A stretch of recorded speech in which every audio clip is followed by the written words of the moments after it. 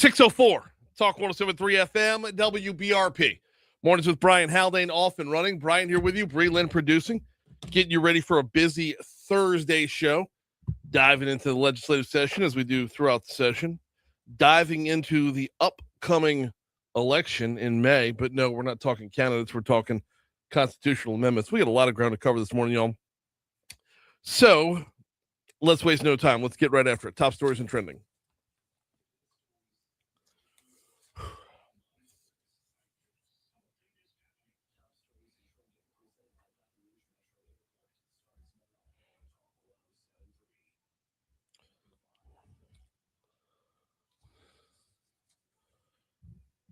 Fallout from last year's Smitty's supply explosion continues. Newly released lab reports show high levels of so-called forever chemicals in water tied to the incident, raising new questions about the extent of contamination and how far it may have spread. Now, testing identified at least 24 different PFA compounds in water leaving the site, including, you know what? I'm not even going to try to say this word. Well, we'll give it a shot. Perfluorooctane sulfonic acid, or PFOS, which was consistently detected at high levels across multiple samples. Experts say the presence of multiple PFAS compounds at once can increase potential risks and make contamination more difficult to track, measure, or regulate. We've got another shark alligator rule story, and shout out to associate producer Stu for this one. AP Stu has been designated to the alligator beat, by the way. Our news partners at WBRZ have a reel up on their social media of an alligator chilling, well, actually eating something in University Lake near Stanford and East Lakeshore over by Hyacinth. Southern University is preparing to break ground as early as May on a $20 million nursing facility that officials say will double its nursing school's enrollment capacity. The project will see a 3-story, 69,000 square foot building constructed adjacent to the university's existing nursing facility. So rather than replacing the current facility, the new building represents the first phase of a broader expansion and modernization effort. A second phase is going to focus on renovating the existing facility.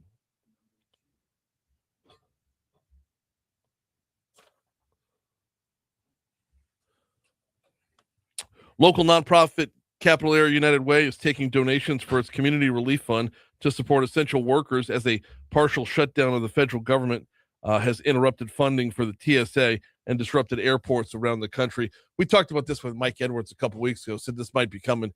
If the shutdown continued long enough, they'd be finding new ways to help out the TSA agents who continue to show up for work in Baton Rouge. And you see what happens around the country when TSA agents don't show up for work. Street racers, people who promote them in businesses that knowingly allow them will now face harsher penalties. East Baton Rouge Parish Metro Council passed an ordinance that enhances a 2022 effort aimed at cracking down on street racing and stunt driving. This was put forth before the Metro Council by Rowdy Goday. He and police agreed that one way to curb the activity is to punish organizers and the people who promote street racing on social media.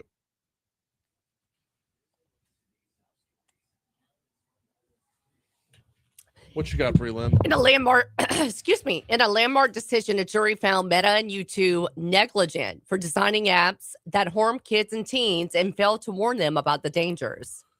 We'll be talking about this a lot in Cup of Tech Gumbo coming up about a little less than half an hour from right now. So this is actually be the number one topic we're talking about. You know what? What? It's, as a mom myself, we all know that apps are dangerous. Yeah. It's a choice. I hate to sound like that. We all know it's addictive. Do we have to put this disclaimer out? Well, are we supposed to? I don't know. I guess we'll dive more into it. I'm kind of on the fence with it because I'm all about personal responsibility. Pawning off responsibility on something like this, just I don't know. We're just the teaser, y'all. We're diving in fully with Cup of Tech Gumbo. Yeah, Haggai will be here in just a little bit. All right, the U.S. Army is upping its maximum recruiting age to 42. What? Is that because they can't get enough people that are young enough? Pretty much. That's the long and the short of it. I'm here for it. I am too. I think 42 is still very young. Yeah. Golly, though, it's not 25. I know. I mean, I don't know what the old age was. No, when I said the old age was 35. Sorry, I said 25. I'm going to say 35. But you look at, when people joke around saying 50 is the new 40 and whatnot, I know that's meant jokingly, but there is a sector of the population that takes better care of themselves. There's a whole bunch of folks out there who, okay, I'll throw the name out there. Look at Tom Brady. And I know we're not all Tom Brady, but I'm not asking people to play quarterback in the NFL. This is, being fit enough for the Army. Right. The man who's fit at 42 is not the same man who's fit at 25. It's just different. He can run better, potentially, et cetera, et cetera. I guess so. But at the same time, I could throw my back out with a sneeze. Right. Very true. But so can a 25-year-old if he did it right. I don't know. It ain't easy. So there's a new Harry Potter TV series coming to HBO this December. Okay, the official teaser dropped yesterday. Oh, how much did you see the teaser yet? I did not. Are you a Harry Potter person? I am to some degree. I've never read the books, but I like the movies. Okay. The movies are done well. But, I don't think the craze is still around as it was, say, 10, 15 years ago. Remember when Harry Potter just blew up and the movies kept coming out? I know. But, is this the next wave? Is this the next generation? Are we going to see a whole new crop of Harry Potter fans because there's new content? You bring up a good point. Now, as I understand it, and we could talk about this more next hour if you want to, but as I understand it, they replaced one character. I wonder if it's the main. Gosh, what's his name? He plays Harry in the movies. No. So they've all been recast, but all the recasting looks exactly like the old casting, except for See, this is where it would help if I actually knew something about Harry Potter. What did Alan Rickman play? He played the older guy, the stewardess in the school, the teacher. I believe. Snape. That's the name. Professor Snape, is that a thing? Yeah, Professor. Okay. Yeah, he played the professor. So he's been replaced with a black guy now. Oh, wow. Yeah. Okay. Yeah, and apparently that's going to cause controversy, but not for the reason you're thinking. I was sitting there thinking, okay. Yep, it's let me see if I can find the comment again. I was scrolling through comments on there on social, trying to just read up on it a little bit. We'll have it next hour. Well, we'll have it next. I'll find it again. We'll have it. To end on this note, you're right about the new wave of generation, or the new generational wave, because my little boy is curious because they have a game on PS5, Hogwarts something, where you can be the wizard and do spells, and he's like, "This is so cool." I'm like, "Baby, back in my day." Yep. So yes, I can see the new generation. My son's 9, so he's just now getting into reading the books. Oh, so he's in for a treat then. Yeah, that's what I'm saying. Here we go. It says, and I don't know who this is, Robbie Starbuck on Twitter. The miscast of Snape in Harry Potter is a good example of race swapping changing an entire story. If Snape is black, despite books saying he's white, then Harry is now suspicious that the only black teacher at Hogwarts is stealing, and his dad bullied a black kid by hanging him. Oh my gosh. I know. Doesn't that completely turn things around? Wow. So, all right. It's 6:13 at Talk 107.3 FM WBRP. Before we take our first break, want to remind you about the folks over at Neurojust. Neurojust.com is the website. If you want to check out and learn a little bit more about what they do at Neurojust, I can tell you right now, it's transcranial magnetic stimulation, and it's used to treat depression and anxiety, especially in those who have been treatment resistant. Example of that, if you're on antidepressants, if you don't like the prescription meds, if you don't like the way they make you feel, if you're seeing diminishing returns as a result of them. There's commercials out there now for prescription drugs to help assist the prescription drugs to add effect to your antidepressants. If you're down that path and want to get off it, maybe think about TMS therapy. Learn more at neurojust.com. Your insurance picks up the tab, by the way.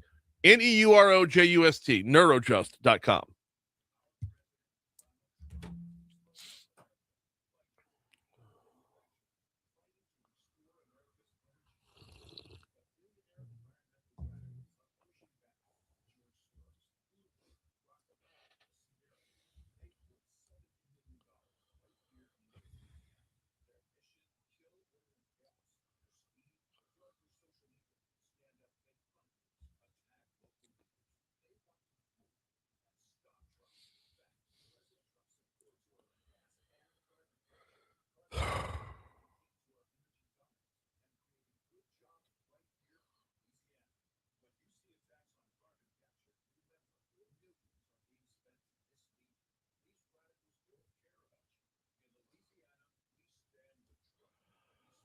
The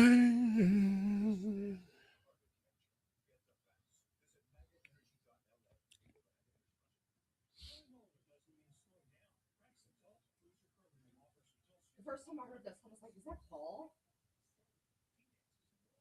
Paul Burt.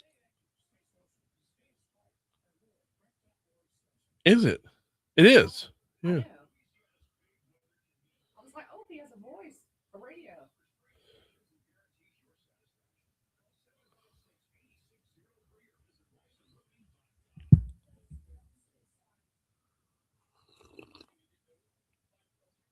Good morning, Alan.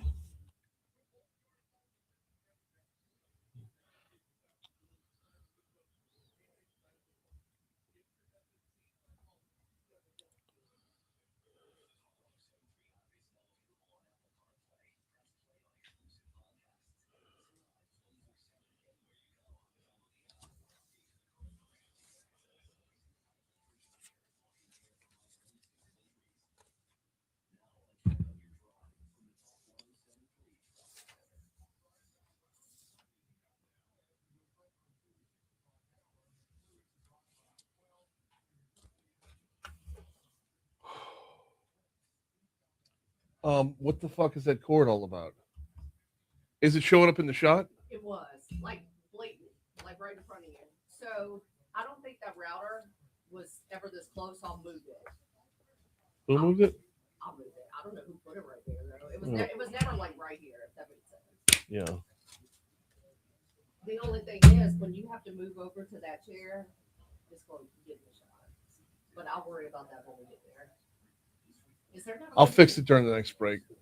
I was like, we can pin it Well, up or move it. Moon's gonna be using the studio at 2:00 this afternoon. I don't know what capacity. I'll be here to produce if he needs. Okay. But I think he's just doing like a TV shoot. So Okay.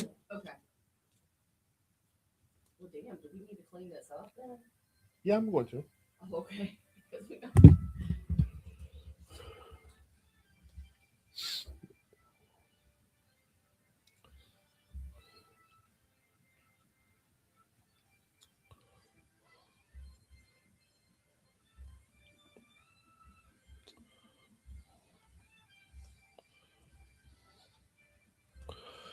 617 Talk 1073 FM, WBRP, mornings with Brian Haldane rolling right along. It is sports time right about now.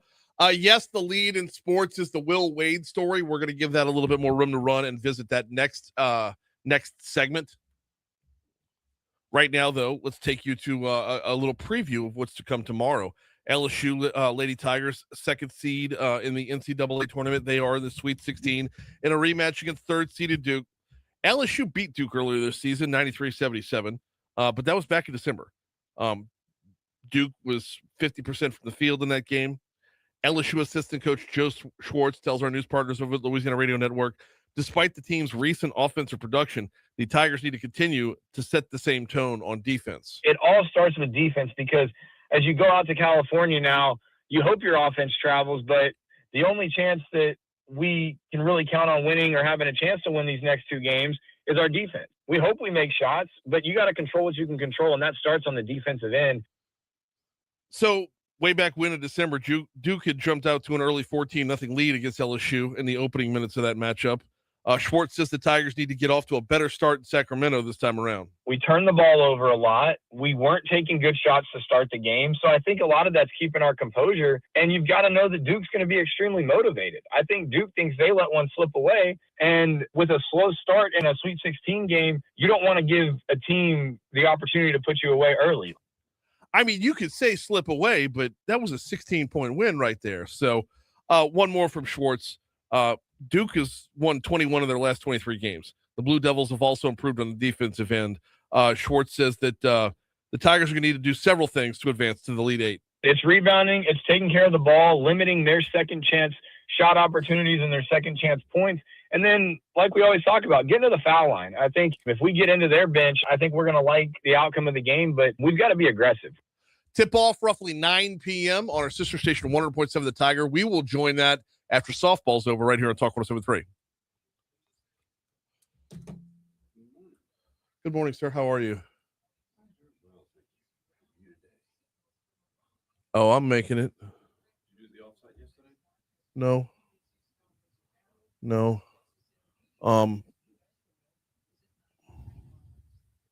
When I went to go register, there were only like 3 that I wanted to go to. And they were all full. So I was like, you know what? Nothing wrong with me bowing out and putting my. It was somebody else said. So I spent yesterday's lunch on the Capitol.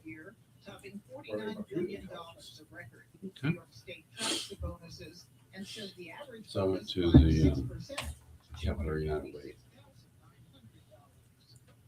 which is always. That's the first time I've been to an offsite there in a long time. The first offsite I ever went to in Rotary was September 12th, 2001. Oh, shit. In that building, sitting in that room. Okay.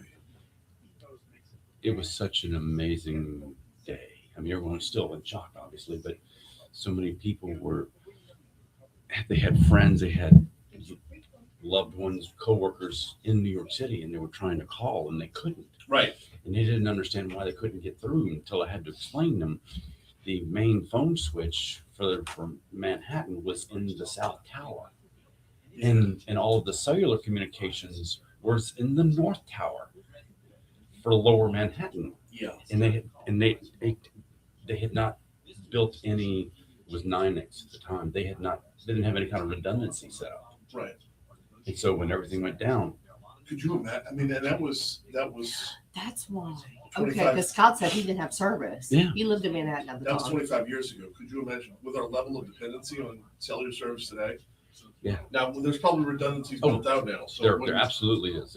They have redundancy in New Jersey as well as, I mean, there's multiple switches in Manhattan now. Yeah.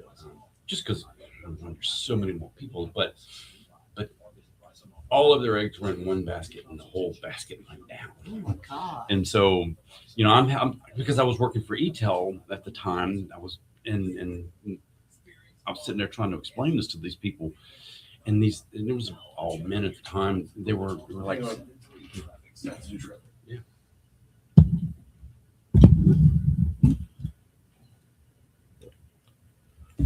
All right, let's head on back to the traffic center, see what all we've got going on. We're going to start off on the interstates, as we always do. You heard Ray in that last report talk about how things are starting to heat up as far as volume is concerned. That is especially true on I-12 westbound. In fact, we've got some delays right now on 12 westbound coming in from Denham Springs. If you're hopping on 12 west out by Jubin, that's where it's going to slow down almost immediately. Now, don't be alarmed. It picks back up not too far in. To where you can accelerate before you get to Range Avenue. There is some volume by Range Avenue, and that volume is intermittent all the way up until you get to the 10-12 merge. 10 westbound coming in from Ascension Parish is looking good. 10 eastbound coming back across from West Baton Rouge Parish also looking good. Nothing going on I-110. Well, I see that. No, nothing going on over on I-110 right now. And we've got the all clear on the surface streets. There's no accidents being reported within the city right now. That's really good traffic from the Talk 107.3 Traffic Center.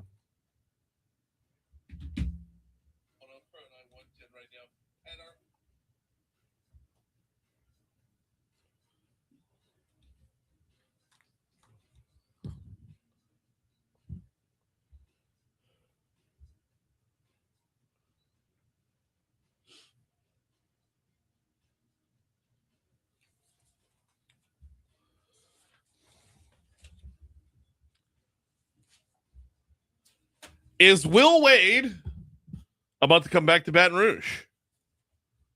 Well, things are looking like they're moving in that direction, and a big shout out to our partners at LouisianaSports.net. And by the way, if you're not following LouisianaSports.net, you definitely need to be. This is our whole team from our sister station 104.5 and a number of other contributors as well. It's fantastic information all the time. And every once in a while, there's breaking stuff like this. And Matt Moscona is the one who was breaking this yesterday. He actually started over on Twitter, where he said, Will Wade met with NC State officials Wednesday to discuss reports around a possible return to LSU, source confirms. NC State is expected to make a competitive offer with 24 hours to keep Wade in Raleigh. can confirm LSU is working to bring McNeese AD Heath Schroyer to Baton Rouge. Whoop, now I have to click to show more.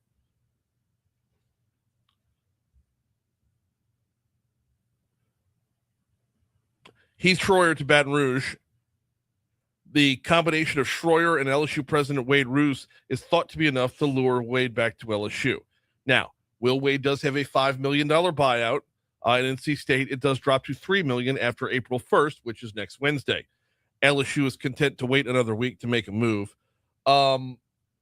Moscona's tweet goes on to say, with coaching carousel in full swing and portal deadline approaching, the sides could negotiate a settlement of the buyout should Wade choose to accept the LSU job. If Wade stays in Raleigh, Matt McMahon will return as LSU's coach next season. So that's what the tweet read from yesterday. The article over at LouisianaSports.net goes into the, just some of the background on Will Wade and his time here before. But I've got a bigger question that I'd like to ask of the Facebook chat, if you will. By the way, we're live on Facebook every single day, courtesy of Lake Urgent Care. Follow Talk 1073 on Facebook, and you'll see us over there. We're also on YouTube if you just want the content. But for the back and forth, for the conversation, we turn you to the Facebook chat, the Facebook live feed. So here's my question. And if anybody's got an example of a school firing a coach and then bringing back said coach, let me know. I've been racking my brain trying to think of one. Googled it, couldn't really find anything with it that fit the parameters. But if you know of one, let me know, because I would love to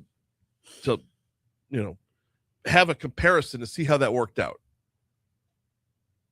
There are numerous other questions surrounding this. A couple of the questions that I have are, number one, why would Will Wade want to leave? I know he has ties here. He has connections here. He has great relationships here. But he's 1 year in at NC State, a school that arguably has a better basketball tradition than LSU. LSU shows up from time to time in basketball. We have our moments. I'm not trying to downplay who we are, but there is no world where you could say LSU's a basketball school. There is a world where you can say that about NC State. I mean, they've got a national championship. What was it, 82, 83? 40 years ago. Yeah, well, Haggai says 40 years ago. I understand that, but that 40 years ago is better than we've seen at LSU. I mean, there were 2 Final Four appearances under Dale Brown. There's another one under John Brady. How far did Wade made it to the Sweet 16? I think. But the questions to ask that surround this are, and I'm a little bit excited about it. Like, either way, y'all already know I'm a Matt McMahon fan. I would love to see Matt McMahon come back.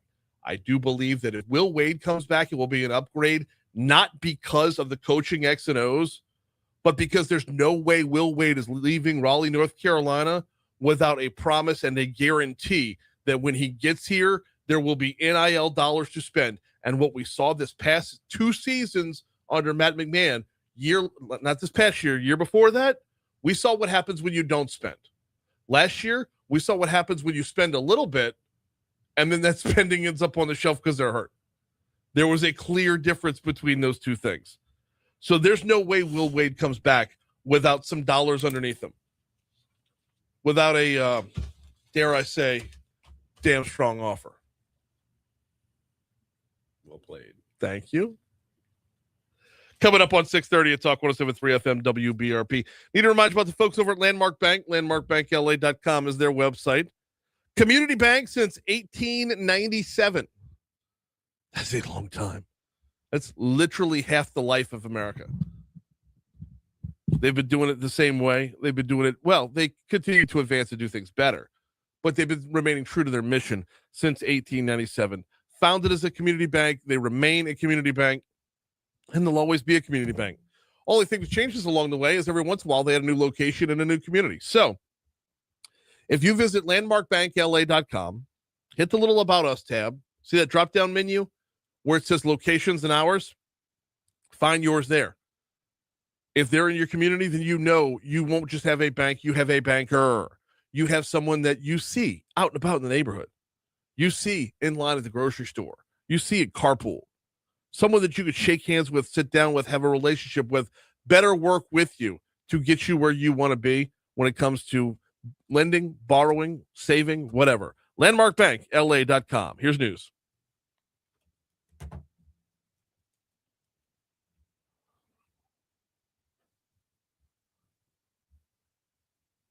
Is that not?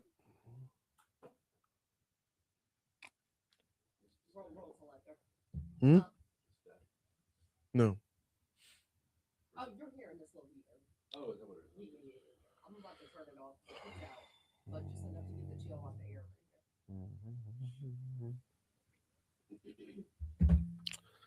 Well, I asked for Facebook comments. I guess I should go to Facebook and see who's commenting. You got 2 of them. Ooh, somebody asked him why you like him. His record's terrible. Matt McMahon? Yeah.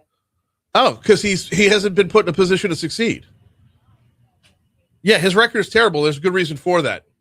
His first season here, he had to rebuild something from scratch that Will Wade left in disrepair because of the way that Will Wade left. Because we had to fire Will Wade and clean house.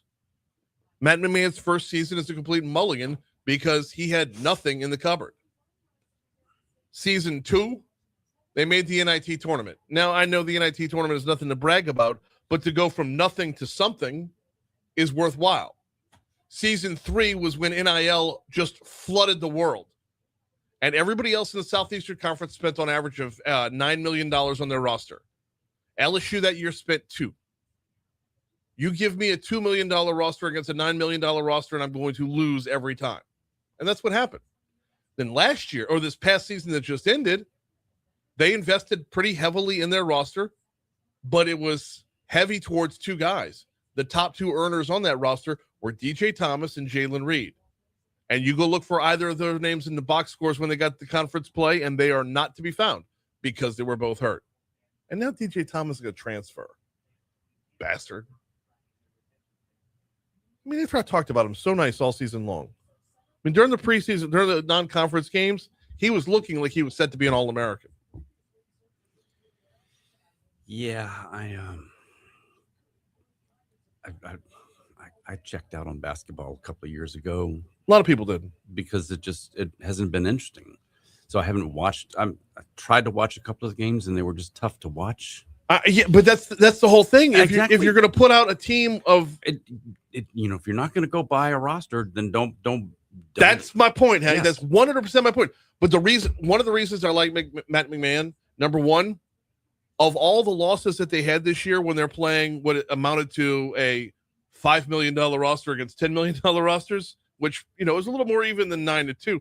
But if you're losing those games continually by 4 and 5 points, you are 1 player away. And you're getting more out of the guys you have than they are. Nobody spends more on basketball than Kentucky and Arkansas. And we saw it twice when we went to Arkansas amidst the snowstorm and whatnot, lost by 4.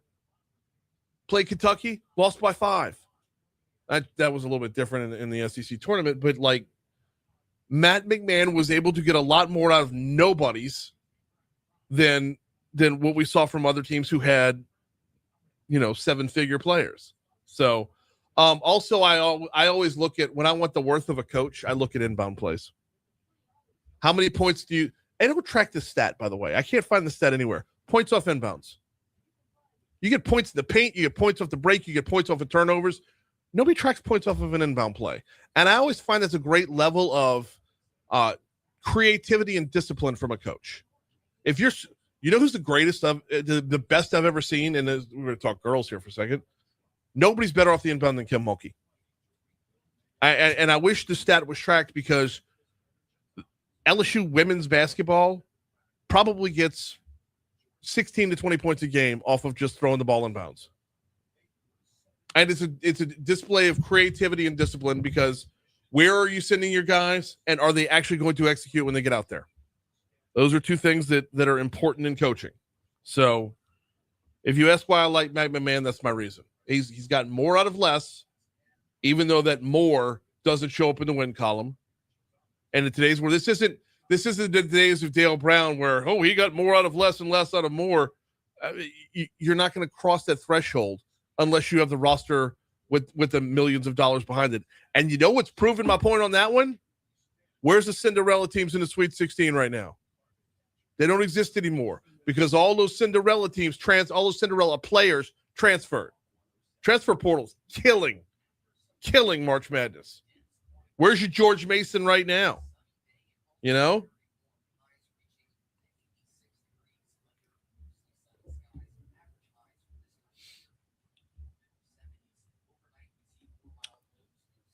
But it's a good question, and I appreciate it.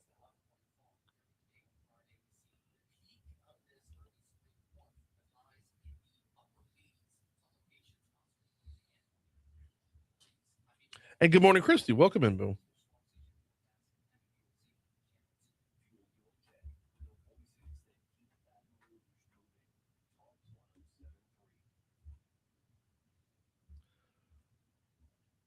Troy, how can you attract decent depth if you're not going to pay decent depth?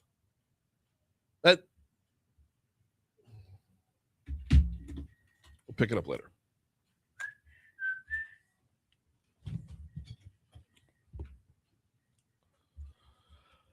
.636 Talk 107.3 FM, WBRP, mornings with Brian Haldane, rolling right along, getting to Cup of Tech Gumbo in just a quick minute. Do need to remind you about Guarantee Health Solutions. GuaranteeHealth.com. GuaranteeHealth.com is the website, bridging the gap between healthcare and hospitality. So if you want to build out your program, if you work in a medical office, whether you're talking about a general practice, whether you're talking about urgent care, specialty service, whatever the case might be, if you want to create experiences that attract patients, build loyalty, and drive measurable growth, check out GuaranteeHealth.com. They blend service standards, and this all starts with service, by the way. Everything under their pillars, everything under their mission, everything that they do starts by making sure that they're providing top-notch service to your patients. Now, how do you take that, market it? That's what they do. How do you take that and make sure it's replicated? That's what they do. Learn more at GuaranteeHealth.com. All right, time for a Cup of Tech Gumbo. Let's go.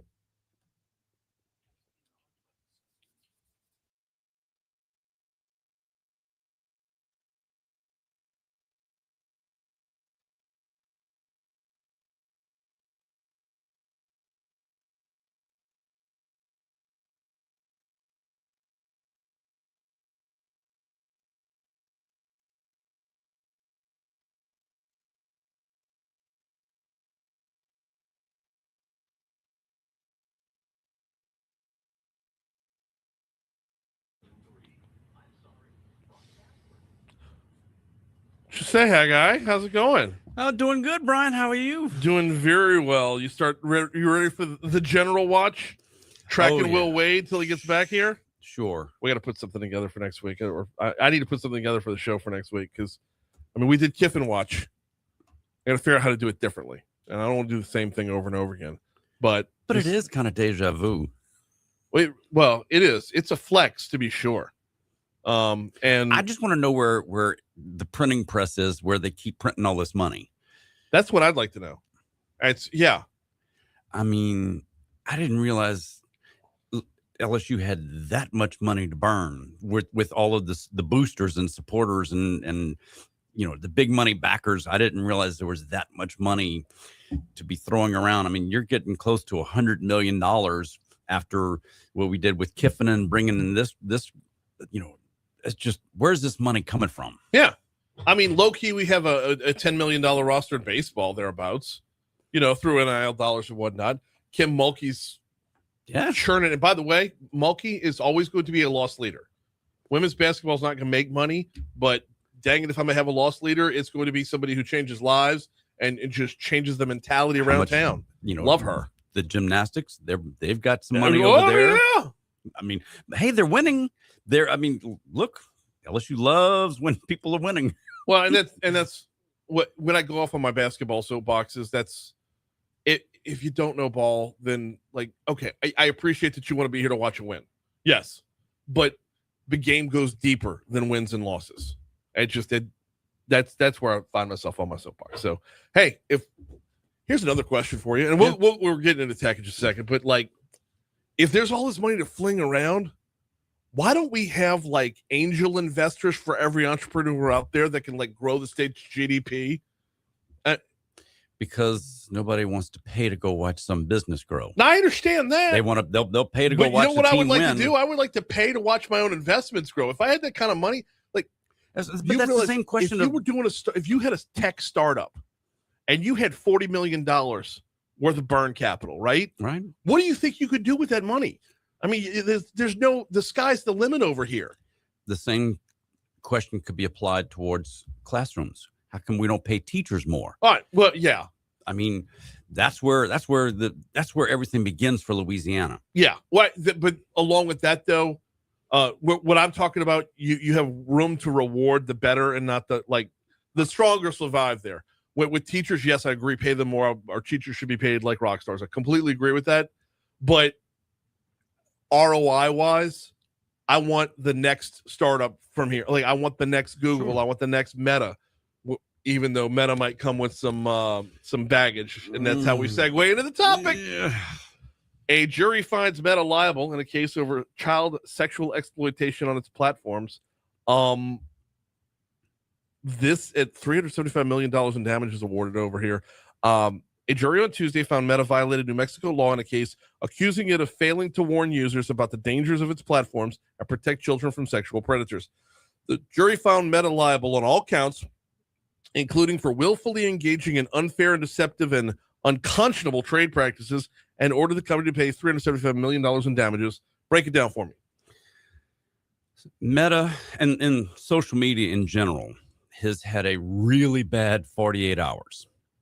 When you consider in New Mexico what happened on Tuesday, and then when it happened in Los Angeles yesterday, the social media landscape just had an 8.7 earthquake, and then the aftershocks are still rumbling really bad. Well, right now we really don't know how much damage this has really caused because we just haven't been able to get the crews in to go understand and observe to report out. But this is really devastating for social media platforms.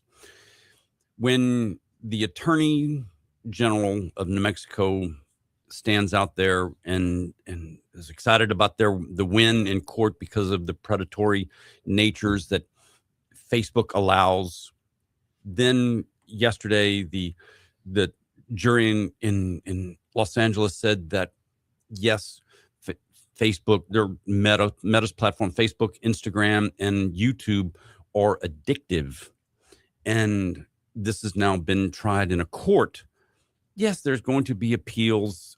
All of that's going to happen, but the number of lawsuits, and this is not to infringe on Franz, but the number of lawsuits that are already stacked up, waiting to go. By school districts, by other states, by so many different places around the world, not just in the U.S., trying to sue and get a hold of some of this money because, hey, these social media platforms have trillions of dollars to go after,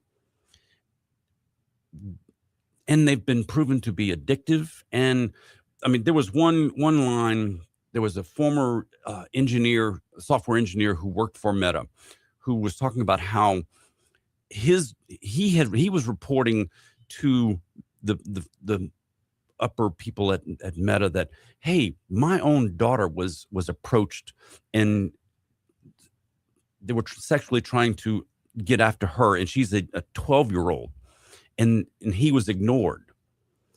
And that's where the problem comes. See, Breland and I were talking about this during trending stories, and I've been on the fence on this one. But the more you spell that out, the more I get angry with the parents.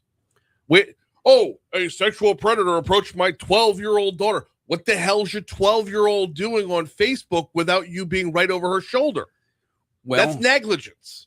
And this is why the Australia law last year that passed, where no one under 16 can be on these platforms, and And right now, there's only like 20% of the kids in Australia who are under 16 who are still on the platforms. Right. Which is a great thing. Right. And I'm all about personal responsibility. And I agree with that part of it. But these kids are so naive because they're young. They're silly little kids. They don't know how to decipher what's going on yet. And yes, where are the parents? Why are you letting your kids do that?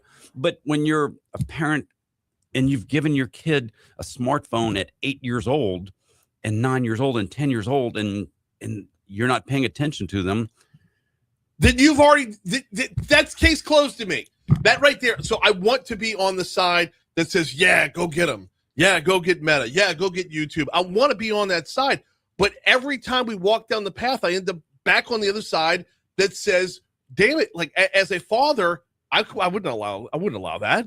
As a father, like, okay, our middle child just got a phone when she turned 13. Okay, so she's under 16, but it also comes with the parameters that, like, you only add people that you know in real life. You don't mix with people you don't know you know them in the world first, and then you know them in the social media world. As there is no crossing of those streams. And oh, by the way, when it comes to things you post, you show them to us first. You get permission because there's so many different things that go along with that. Because once it's out there, it's out there. That's how I started with Haggai the Third, my son. He wanted to get on Facebook in it was like 2008, I guess. And I said, the only way you're going to go on is if I'm one of your friends, because I'm going to see what you do. And, you know, I'm not going to say I stalked him, but I did watch very closely. We got a break real quick. We're going to pick it back up on this. We will talk about the Australia law as well. He's Haggai Davis. We do a cup of tech gumbo about this time every week. We'll catch you on the backside of the break.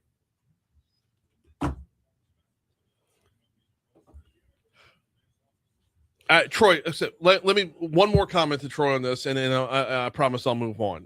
But Troy says, if Matt McMahon is really great at getting more out of less, that should have resulted in more wins, not close losses. That just won't cut it. Give him what he needs then. Let him get more out of more then. Because I'll tell you this, those giant towers in the desert that they call Las Vegas, all that was built for a reason. And Las Vegas is really good at telling you what a team should win by. And time after time after time this season, LSU covered the number. So, no, they didn't get wins, but every time out, they did better than Las Vegas said they should. And I think Las Vegas knows a thing or two about who should do what, or else they wouldn't be as filthy rich as they are. Also on Facebook, Broderick and Deanna Montgomery, you have to be 18 to be on Facebook. No, you don't. No, you don't. Technically, it's 12. It is. But anybody with the pulse who wants to say, yeah, I'm at least 12 can get on, because there's no... You have to put in your birthday, and then you have to, which you can just lie about. Yeah. And then you have to, prove that you're not a bot. That's it. Like, yeah. Look, these pictures have a stoplight in them. But once you're on the platform and start doing things, that's when these platforms do know how old you are. Yeah. Based upon your activity, they can drill down to within your birthday of they're really, really good at knowing how old you are. And that's what's going to go on in Australia right now. They're starting to eliminate accounts where they can identify. And so, it's going to be interesting to see those numbers over, in June, July, August, what they're looking like. And then also, December of next year, when it's been one full year, how much activity is still there. Yeah.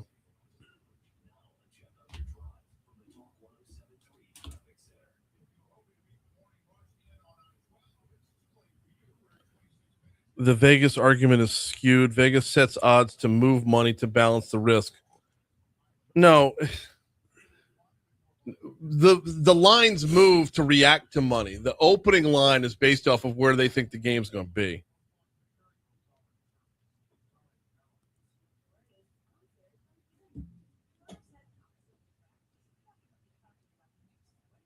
Not a gambler, so I don't.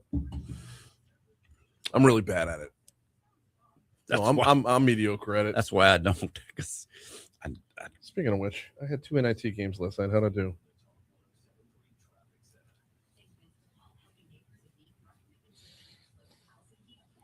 I will say this: Ott's been off his game lately, Really? like the last week and a half. Hmm. I got clobbered opening weekend of the tournament. I think I'm going to ignore Ott this weekend and go with my own gut. I split last night. Oh well.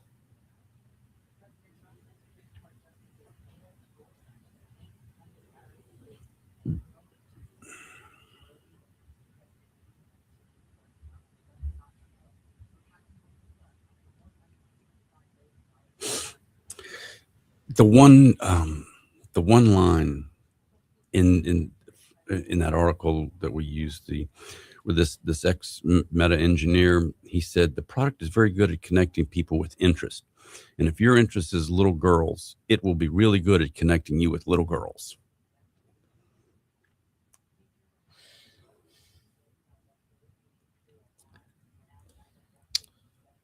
Is that based off of something Meta said, or No, based off that's just what they say? That's what the former Meta employee, who was a software engineer, he was a director level.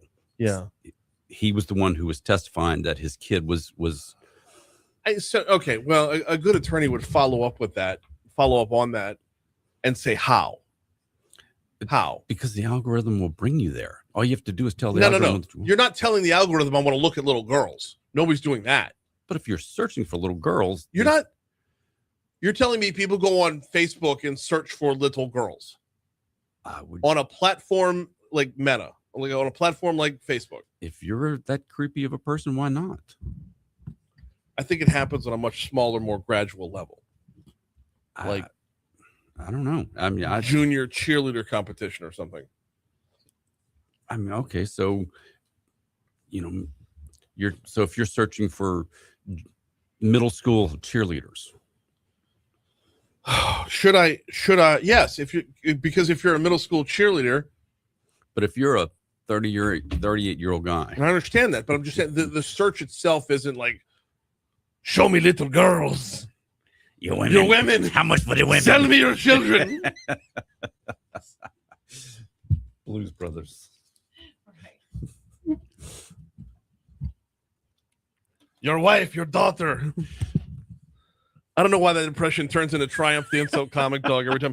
652 Talk 107.3 FM WBRP. Sorry about that, y'all. If you're missing the conversation on our Facebook live chat, we're talking about this jury finding Meta liable for willfully engaging in unfair and deceptive and unconscionable trade practices in order for the company to pay $375 million in damages. Haggai, the conversation continued during the break, but I want to pick it back up again by kind of going back to what the claim was. New Mexico Attorney General Raul Torres sued Meta back in 2023 for allegedly creating a breeding ground for child predators on Facebook and Instagram. It claims the company denies those are claims that the company denies. The jury's award was smaller than the billions in damages that New Mexico had sought, but a later portion of the case to be presented directly to the judge could also force Meta to make changes to their platform and pay additional penalties. The conversation we were having during the break, Haggai, was I don't think you say it creates the breeding ground based off of the algorithm. Yes. So, but I don't think the algorithm is built in such a nefarious way as this is making it sound. No, the algorithm is created to show you what you want to see. Right. And that's where I don't think the search that's being put in is as simple as show me little girls. Well, if I could be naive, I don't know. I could be wrong. So one of the guys who testified, he was a director of engineering who worked for Meta. He was talking about how his efforts to warn the Facebook people, and he was quoted as saying this product is very good at connecting people with interest. And if your interest is little girls, it will be really good at connecting you with little girls, quote unquote. Right. And so if your interest is Ford pickup trucks, it's going to show you Ford pickup trucks. If your interest is whatever it's going to be, you're going to see more and more of those things. If I search for Ford pickup trucks, I'm not going to land in jail. Correct. So the proper response to that former Meta employee, which did he leave? Was he fired? Is he a whistleblower? Is he disgruntled? He's a whistleblower. Okay. The proper follow-up question is, if your interest is little girls, you're going to find little girls. How? And then your answer to me in the break was the algorithm. Okay, then what's he going to ask? How? Like, what fed the algorithm to give him little girls? If he does a search for middle school cheerleaders, Yes. but and that's one thing. If you're a 12 or 13-year-old girl and you're wanting to see other cheerleading, okay, great. Then it's going to show you that. But if you're a creepy 38-year-old guy living in the basement and that's what you're searching, that's what you're going to see. I'm a 49-year-old guy with a 13-year-old daughter. Okay. 13-year-olds do all the crazy TikTok dances and everything. So if I were to search up on Meta, show me junior high girls popular dance, because I want to learn the same dances that my daughter does, right? And be all, cringed at, right? That's a very innocent search, but it's going to put you on that exact same path that this former Meta employee is saying that you're going to be on. And that's the problem with social media, is that the algorithms are going to feed you exactly what you want to see. And if what you're wanting to see, but your interest is in your daughter, right? These creepy people out there who are doing these things, they have very different reasons for wanting to see. Oh, no, I completely understand. But it's the same search with the same result.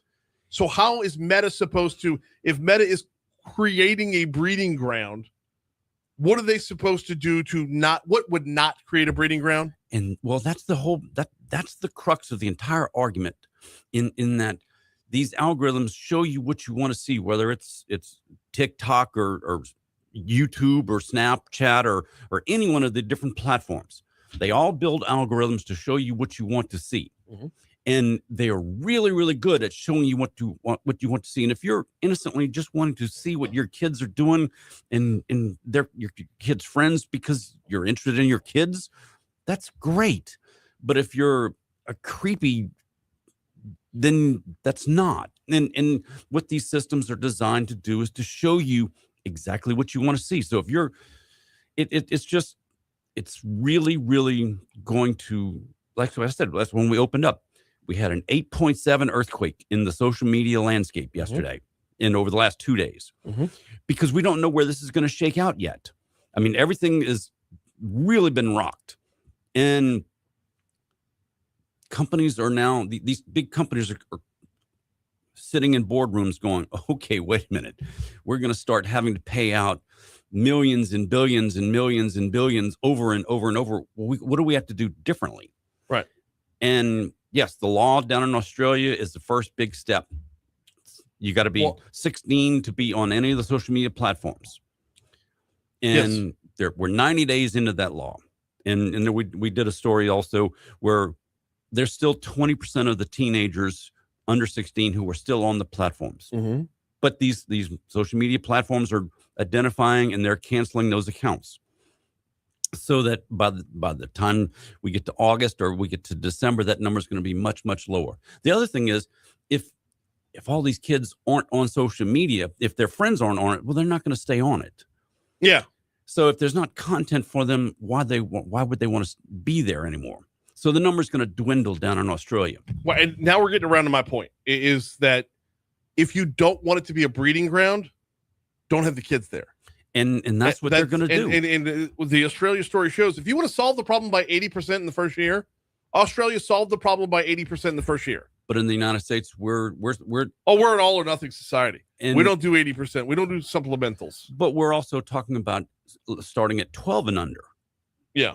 As opposed to 16 or under 16. So you got France is already, India, you've got Indonesia, you've got a lot of countries around the world that are seriously looking at legislation that's going to restrict teenagers being on social media. Yeah. And it's a groundswell that's really taken off. We got 30 seconds left. What else is on the show? We've got an interview with one of the doctors from Mary Bird Perkins to talk about how they're using technology for immunotherapy, and really cool stuff. I'm going to put you in touch with somebody, because there's that walking down that path. We'll talk about it later, but catch your full serving of Tech Gumbo Saturdays and Sundays right here on Talk 107.3 FM. And of course, everywhere you get your podcasts on demand. He's Haggai Davis, joins us this time every week. Always appreciate the time, brother. Thanks, Brian. We got ABC News coming your way. Hour 2 is next right here on Talk 107.3.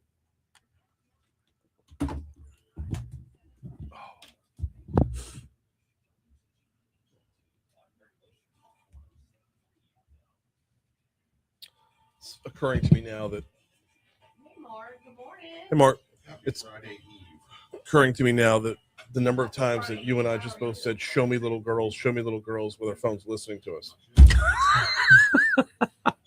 I'm still No, but like I don't look up TikTok dances because that's just cringe, Dad. Mm-hmm. But what I do look up and I have is like junior high girls basketball drills.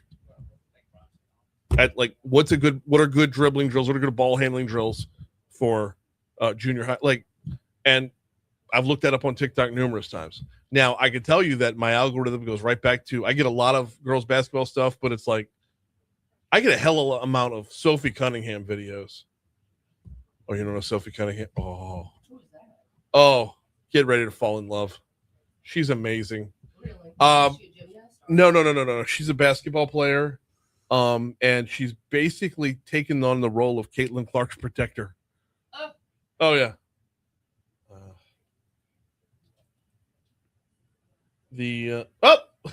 I opened TikTok. Oh Jesus! I opened TikTok and her in a bikini is the first thing to pop up. Wasn't ready for that. That's her.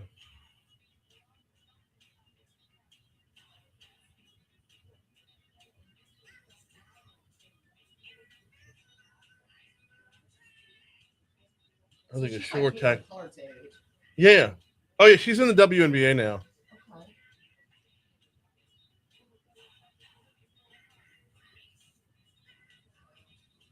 Short tackling somebody, damn it.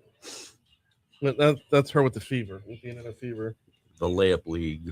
Yeah. I'm fine with that, by the way. Just give me that all day long. Oh yeah, the mid-range jumper. Nobody does it though. Yeah. Ooh, step back. Yeah.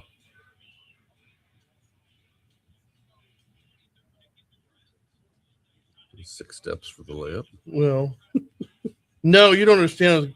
Jesus. There's a gather step, and then a gather step's the dumbest thing ever.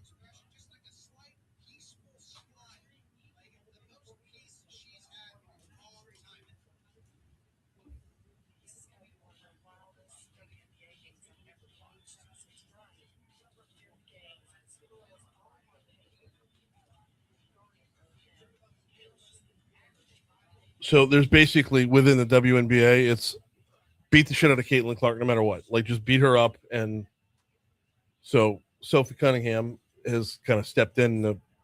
You beat up on Caitlin, I beat up on you. She's the enforcer. Absolutely. Yeah. Back when Gretzky had well, I've taken to calling her Jill Lambier. who was Gretzky's thugs? He had 2 people. See, I never followed hockey. But they would there were 2 guys that were on the Oilers that people well shit, you're talking pre-Los Angeles Gretzky. Oh yeah. Oh god, yeah. But when he was the great one,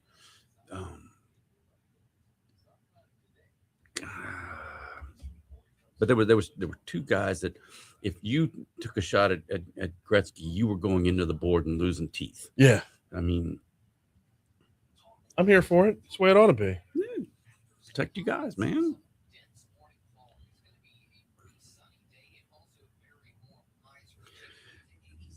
Broderick said it's like suing McDonald's because the coffee is too hot. No, that's not it at all. It's not like that at all. This is a whole different level of, you can put a warning on a cup of coffee that says this is hot, but I mean this is going after deep money bags, and that's the other part of this that bothers me, Haggai. Oh, I'm is when you see a multi-billion-dollar company and you go after them because they're a multi-billion-dollar company, that's the part that bothers me, is the depth of the pockets. If Meta wasn't making money, the addictiveness of it wouldn't matter. I'm not going to disagree with you. We didn't even get to that part of the argument, but that's. Oh, this won't be the last of it. No, I know. We'll be talking about this for a while.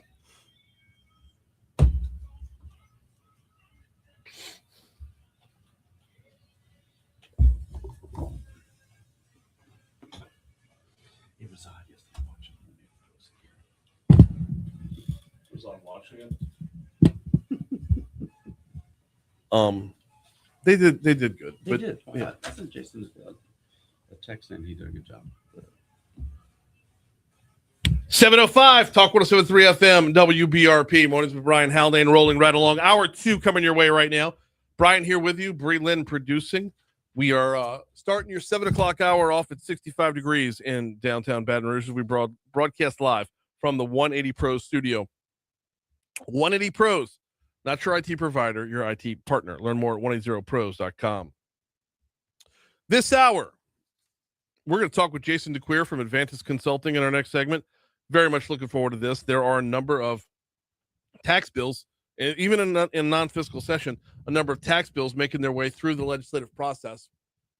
Also, I kind of want to put it on a T for Jason here. We're going to talk consolidated sales tax collection. That is going to be kicked off, I believe, next week in the legislature. See you later, Haggai. Next week in the legislature, they're going to dig in on that one. So we'll set the table for that conversation. Also, this hour, Crime Stoppers coming your way. The folks from iCare are going to be by for Crime Stoppers today. Right now, though, top stories and trending. Let's get it.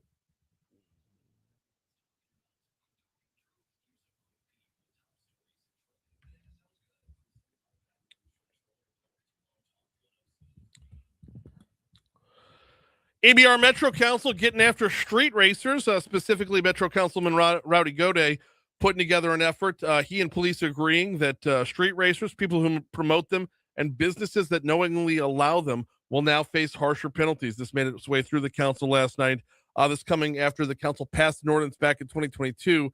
This kind of enhances that ordinance and beefs it up a little bit. So look for the fight against street racing to really escalate. Fallout from last year's Smitty's supply explosion continues. Bear with me on this one because this one goes a little bit deeper than our normal headlines. Newly released lab reports show high levels of so-called forever chemicals in water tied to the incident from Smitty's, raising new questions about the extent of the contamination and how far it may have spread. Testing identified at least 24 different PFAS compounds in water leaving the site, including perfluorooctane sulfonic acid, or PFOS, which was consistently detected at high levels across multiple samples. Now, experts say the presence of multiple PFAS compounds at once can increase potential risks and make contamination more difficult to track, measure, and regulate. The long and the short of it, we're nowhere near the end of the Smitty saga. We've got another shark alligator rule story, and shout out to, I'm just going to go ahead and dub Stu an associate producer on this one. AP Stu has been designated on the alligator beat. He's been good for like 3 alligator stories over the last week, so keep after it. Our news partners over at WBRZ have a reel up on their social media of an alligator just chilling. Well, actually, not just chilling, eating something in the University Lake near Stanford at East Lakeshore. That's over there in that little corner by Hyacinth. Southern University is preparing to break ground as early as May on a $20 million nursing facility that officials say will double its nursing school's enrollment capacity. The project will see a 3-story, 69,000 square foot building constructed adjacent to the university's existing nursing facility. Rather than replacing the current facility, the new building represents the first phase of a broader expansion and modernization effort. Second phase will focus on renovating that existing facility. Local nonprofit Capital Area United Way is taking donations for its community relief fund to support essential workers as the partial shutdown of the federal government has interrupted funding for TSA and disrupted airports around the country. We talked with Mike Edwards from the airport about this a couple weeks ago. He said this might be on the way. Our TSA agents here in Baton Rouge, and by the way, if you're one of them, shout out to you for doing your job. You are awesome. But Mike Edwards talked about this a couple weeks ago, said, like, if this thing keeps going on, we're going to have to figure out a second way to help them out over there other than just moral support. So this is a worthwhile effort. And if you're seeing what's happening in other airports, you know you don't want that to happen here.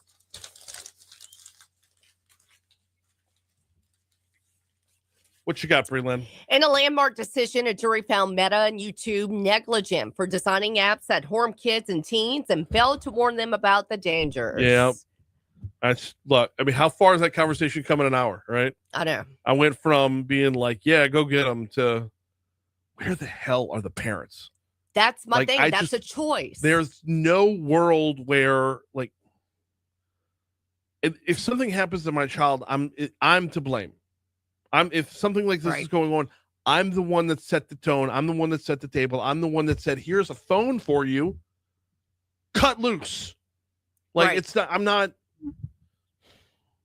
The world that's on the other end of that phone is a dangerous world. And any parent that doesn't know that going in and take the proper steps going in is they're setting themselves up for is. failure of a ridiculous proportion. So my boys have Fire tablets Uh-huh. that I got them probably a couple years ago now. And anytime they want a new app, Yeah.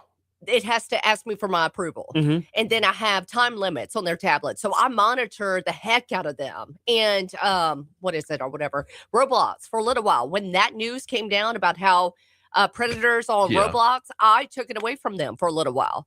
That's what I mean. Like, you got to monitor your kids. Where's Yeah. the parents? You're the grown up here. Be the grown up. Yep. All right. The U.S. Army is upping its maximum recruiting age to 42. Let's go. I'm still on the outside looking in. I love I it. mean, if they want to bump it up to 50, I got 6 more months. You'll join the Army, Brian? I think you could. You're swole enough. I'm also a little bit too fat. I think I'm on the fat side. I know I'm on the fat side. I'm definitely way too fat. But you go through that rigorous No, training. I know. They have to go to. You'll but be skinny. Here's the thing. I think I could pass the training even with the fat. So, I mean, it's not the workout in that does me in. Right. It's the Tito's. And the red beans and rice. Well, and the jambalaya. yeah. And the, I mean, Rocco will be in tomorrow. gosh, I'm so I know. looking forward to it I too. know. All right. There's a new Harry Potter Sorry.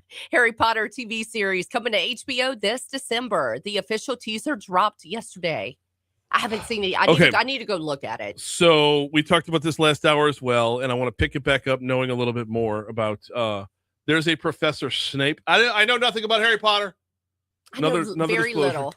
Very little. There is a Professor Snape, was played by Alan Rickman, aka Hans Gruber. They've recast him as a black guy. Now, all the other Harry Potter characters, as they're going through the introductory video there, the teaser trailer or whatever, they look exactly like their predecessors.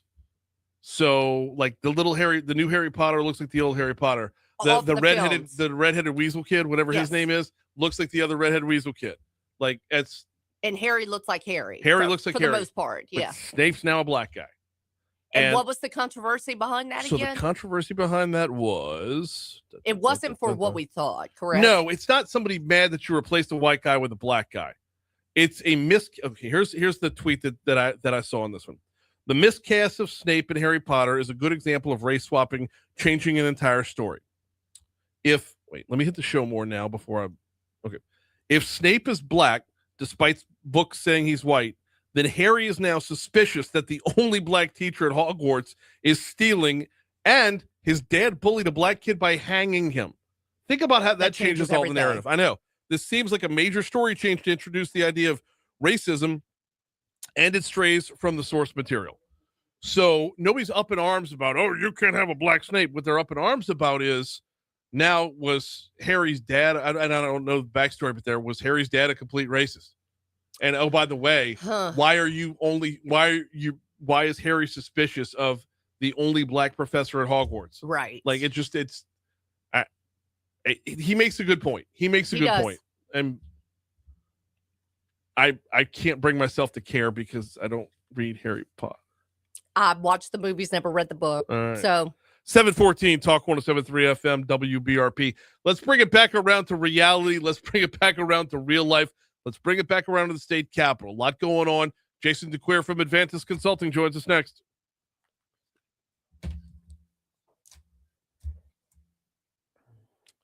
very Broderick true, says Renee. coffee is hot all the time, correct? Not by the 7 o'clock hour. Damn it. Renee says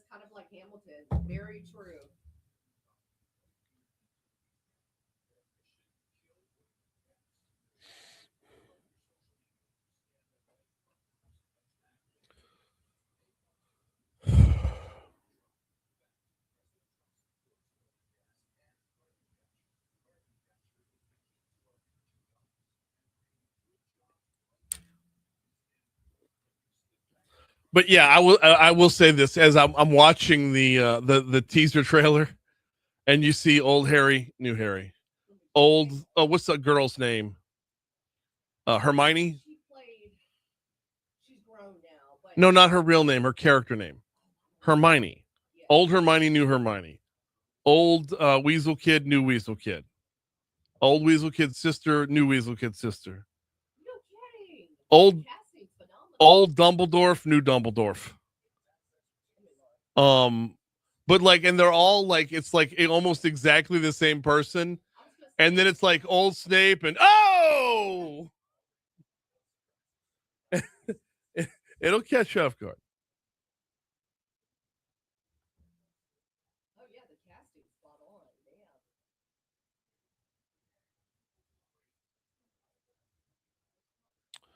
Byron says, I read the Harry Potter books for the same reasons y'all are discussing social media. I wanted to know what my daughters were reading. Also made it fun to talk about the books with them. I might have to pick it because James is starting to read them. He's watched a couple of the movies. I might have to. I'm already a Star Wars nerd. Oh, my boys love Star Wars. That's big. Well, as I understand it, Harry Potter is Star Wars. To the most part, it's just what magic. Just yeah. Is my mic on the air? No. Okay, but there's a stand-up comedian that makes the comparison and says Harry Potter is Star Wars with shitty lightsabers. I know. Oh, I don't want to be over here yet. I don't want to be over here. 716 Talk 107.3 FM WBRP mornings with Brian Haldane rolling right along. Every legislative session, we team up with the great folks over at Vantis Consulting to give us a deeper dive of the inner workings of the state capitol during the session and a few bills along the way that have their attention. Jason DeCuir from Advantage Consulting is on with us right now. How are you, sir? Hey, good morning, Brian. A little ice cube this morning, huh? Do what? You had a little ice cube playing this morning. Oh, yeah. Yeah, the old school Ice Cube at that, man. Well, not too old, not NWA old school, but yeah, somewhere we're talking what, early 2000s right there. How old is that guy? Ice Cube? Man, you know what? Now I'm curious because he's got to be pushing. There's no way he's not 60, right? Man, it's kind of like, I don't know. I'm telling my age. It's almost, I feel like he's 56. Him, you know? Ice Cube is 56.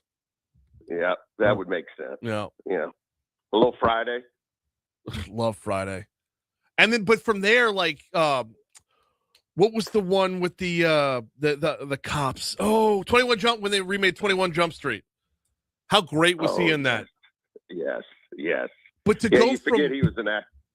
Yeah, to go from hardcore rapper to absolutely hilarious on the screen. Yeah, that's kind of, I think, what made his career. And you still see him on a lot of TV commercials today. Oh yeah. Yeah. Meanwhile, Ice-T went from having a song called Cop Killer to becoming an actor where he's only played a cop in everything he's ever been. Yeah. Now, that guy is a lot older. I feel like he was a bit older than Ice-T. Probably. Let's see if we got, this is what I love. He's 68. I'm going, yes. Ice-T is 68. All right, we're way down the rabbit hole right now. Jason DeCuir from Advantage Consulting is on with us. You always do this, Brian. No, don't blame me. Don't know. All right, we got a lot going on over at the Capitol. Where do you want to start today? Brian, it is D-Day coming up. Monday is D-Day. So I'm going to get on my soapbox on this episode. Right there with you. Do you know what's happening on Monday? Centralized sales tax collection. You didn't need to look that one up, did you? No, sir. No, because I already knew it got postponed by a week. It did. Yeah. It did. And it's time, Brian. I think we're going to have a really healthy discussion on this. I know there has been, a lot of movement in terms of educating many of the legislators on why this is so important. I know we've tried it before. Missed narrowly on the ballot box, but if we really want to get serious, about, and this is not to negate any of the reforms that the legislature has done in terms of the last couple of years, but this is the one that's got to be done, and we got to keep this in the forefront. And I actually have a positive feeling about this bill being heard on Monday. But there's good reason to have the positive feeling because it made it through the legislature last time. That's not where we lost the battle last time. So I'm walking into this thinking, is there any reason to feel any different? Well, there's always going to be concerns. There's always going to be people who are going to oppose the bill, and I know that provides some consternation to many legislators. But when you start, and you know the arguments, Brian, and you know why we need to go there. And again, if we want to collect the dollars that are due to Louisiana, we want to make our state an easier state to comply with for businesses of all sizes. This is just something that's got to be done. I don't see why it should not move out of committee, but I do know there's going to be a healthy debate on it. And a lot of times we go from this is exactly what we need to kind of getting caught up in the weeds as to how the structure would look like and how we would transition to it. But that's with any major tax change. You're going to have those arguments. Oh, no, absolutely. Absolutely. But we would want those arguments as well, because it'll affect implementation. My thing here, Jason, is like when it's being dealt with in the Capitol, all those people who are voting on it right now or will be voting on it next week in the Capitol, every last one of them knows what it could mean for the bottom line or what it will mean for the bottom line of the state, right? They all have to vote on HB 1 and 2 themselves. So having more dollars is good for HB 1 and 2. So it would behoove them. And that's, not to cut you off, Brian, that's the big thing, right? I mean, here you go, you got a gift, and oftentimes we're looking for ways that we can bring more money into the state fisc without raising taxes. Without raising taxes on anybody.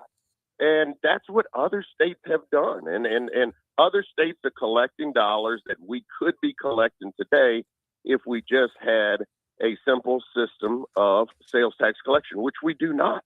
And so there are a lot of businesses around the country that are startups that are selling into Louisiana saying we don't have to comply with their system simply because it's not in a centralized structure. And those are the dollars that we're losing. And so this could be, and remember, when you're collecting from this system, there's two tiers. A lot of people forget this. They think, okay, well, sales tax is about 10% and it all goes to the state. No, typically on average, 5.5% of that is going straight to local government.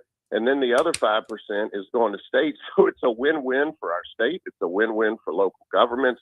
And there's no reason for us not to be moving in this direction at this point, particularly, as you know, the last several sessions in which we have done, we're moving towards taxing more services. And if you think it's difficult to collect tangible personal property or the little widgets that you buy at a store, try having to navigate a system where it's not widgets, it's not personal property that you purchase, but it's services. And right. If we're going to move in that direction, this is absolutely something we need to do. Jason DeCuir from Advantage Consulting is our guest. All right, let's take a little bit of deeper dive. Can you go a little bit inside what the bill actually says? How similar is it to what made it through last year? Well, it is very similar. And so the reason we have not gone in this direction is because the Constitution basically gives local government in each parish the authority to collect its own, administer its own taxes. And the administer part is very important because there's one set of laws, but each parish can administer those laws however they deem fit or however they interpret it. And that's what leads to so many of the difficulties in collecting sales tax, because parishes may not agree on certain items or what's taxable or what's not. And then businesses are often having to treat these different transactions differently in each parish. And so it's simply going in the Constitution and basically saying that we're going to have one system of collection. And when you change the Constitution, then you can go in and statutorily create a system for sales tax collection. So the actual bill is a very simple bill. Obviously, the concept, though, is going to draw a lot of discussion. We're talking with Jason DeCuir from Advantage Consulting. We get an inside look at a number of the bills through each legislative session. Primarily tax bills is what we're focused on because that is Jason's wheelhouse. Other than the centralized sales tax collection, is there anything else that has your eye right now? Well, there are a couple other pieces. Obviously, there's a lot of debate about increasing the homestead exemption. We're starting to see some of those bills have difficulty moving. This would give parishes and local governments more the option to set the homestead exemption. In other words, we'll set it where we think is best for our parish. There's always a lot of debate around those property tax bills. Those don't seem to have much traction right now. However, there is another property tax bill that is moving along the way, and it will give assessors and parishes more ability to control the millage rate between reappraisal years. And we reappraise every 4 years, and this would allow assessors to roll down millages if they feel like they have enough revenue. So I actually like that bill because they could roll it down, and maybe if they rolled the millage down and gave taxpayers a break in their parish and realized they needed a little bit more, they could roll it back up to where it previously was. Before, they could not make those adjustments, and the argument was, well, I just got to keep it at the highest millage rate. If not, I may not be able to roll it back up if I need revenue in the future. So I think this is a good thing. That bill is moving through the legislature, and it'll be interesting to see if there are any amendments to it along the way. But this actually passed once before, like centralized sales, and it just failed narrowly on the ballot. One of the problems, Brian, with centralized sales tax, the inventory tax, and millage bill, like I just described, is how do you explain that to the voters when it goes onto the ballot? These are not things that are simple to explain, so they require a big messaging campaign around it, why it's important. Because when people go to the ballot, they read a long constitutional amendment, they don't understand it. Yeah. Well, I'm just voting no because I don't know what it means. Well, and the Public Affairs Research Council does a good job with the explainers and whatnot. And we without fail run into the legalese that it's got to be written with because it is law. But to me, this kind of feels like a no-brainer. I think everybody who's ever looked at the property taxes and you see millage after millage after millage, if you're telling me, that 1 year, let's just say the Council on Aging says we have a surplus, we could scale back a little bit. To me, that translates into I'm paying less in taxes. No, there's no question. And as you're probably aware, but not most people, typically these millage rates are set for a 10-year period. Right. But when you go in and you reappraise all the property in a district, typically those property values go up. And when those property values go up, even though it's the same millage rate, you're collecting more in revenue. Right. And sometimes you just miss the mark. You're bringing in more revenue than you need. And the powers that be in the parish are looking around saying, hey, we've hit our budget mark. We don't need, but we don't have the mechanisms to be able to roll this back down and then roll it back up if we need. And so, I think that for that reason, this is probably a good measure that's moving. If a governmental entity had the ability to roll down their own millage, how far would that go in increasing the level of trust we as a populace have in government? Well, I think it would. And that is the argument that they're making. But, this gets very, very weedsy, very technical. Oh, yeah. It's not just one millage rate like here in East Baton Rouge. There are many millage rates. There are many millage districts. And believe it or not, each one of those districts is in charge of rolling down the millage or rolling it back up. So like mosquito abatement, the library board, the council, all of these districts have to do that review and evaluation. But nevertheless, this gives them the mechanism to do it. Now, obviously, the underlying issue too here is we have to be efficient budgeting, right? Yeah. That's always the big issue, and that's debated a lot at the legislature. Hey, are we surviving within our means, Brian? Just like you and I have to do. The next time we talk, our soapboxes will be fully dusted off and well in use. He is Jason DeCuir from Advantage Consulting. Looking forward to Monday, man. It's going to be a big, big day. Yeah, let's see what happens. Absolutely. You have a good weekend, Brian. Thank you. You buddy. do the same. We'll talk to you soon. Here's news on Talk 107.3.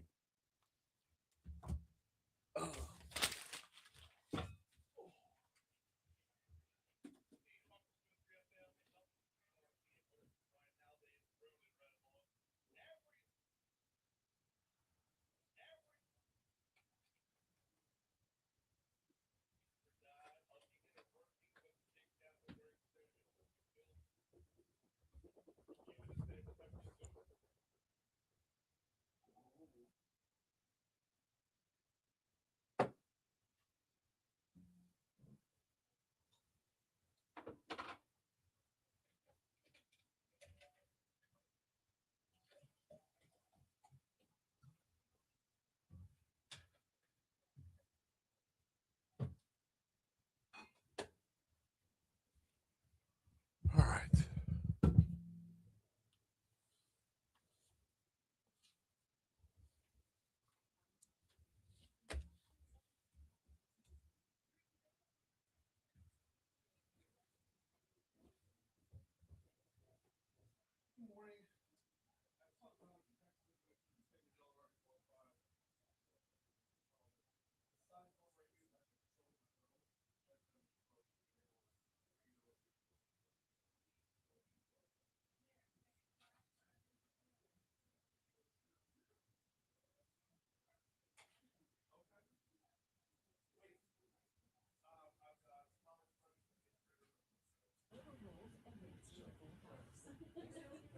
Don sent me stuff on Tuesday.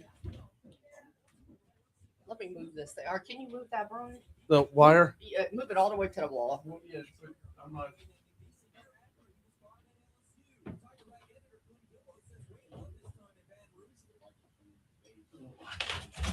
Well, that's going to break everything. Oh, no.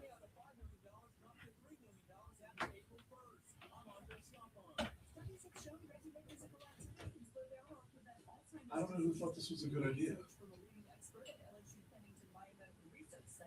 Does that keep it out of the shot? Yeah, that keeps it out of the shot. We'll worry about it later. That does the job.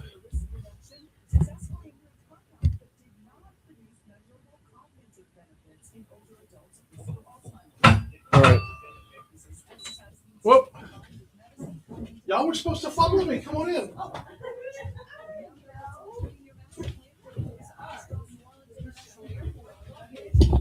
Right here. Do a quick take picture first. Yes. So if I get you, Miss Wells, to stand right. Where she go? I don't know. She's just over in the studio. I saw her. I said she don't have her purse, so I'm moving. Oh no, Oh, yeah, let's it's go back fine. to the Okay. I would, look, Miss Wells, I'm gonna get you to stand right here. Brian's gonna stand there. And I'm gonna take a quick pic, and then you're gonna sit right here. 1, 2. Hold on. Let me get the ball. Okay. Okay, 1, 2. Let me get mine right. 2, 1, 2, and I'm gonna move this real quick. 1, 2, and got it. If I have 2 chins, can you take Can you another? take it? Oh no, I got it. No, Okay. Don't give it back to me because I got two as well. So right here. Is where I'm sitting. This is where you're sitting. Okay. All righty. This is Mary Wells. This is Brian Haldane. And this will be some good information for parents on testing. Oh, no. My purse is in the car. But no, you're good right here. You're right here. Oh, yeah, my purse is right here. Everybody's good, though. Y'all good? oh, Yeah. we're- golden. Let's go back.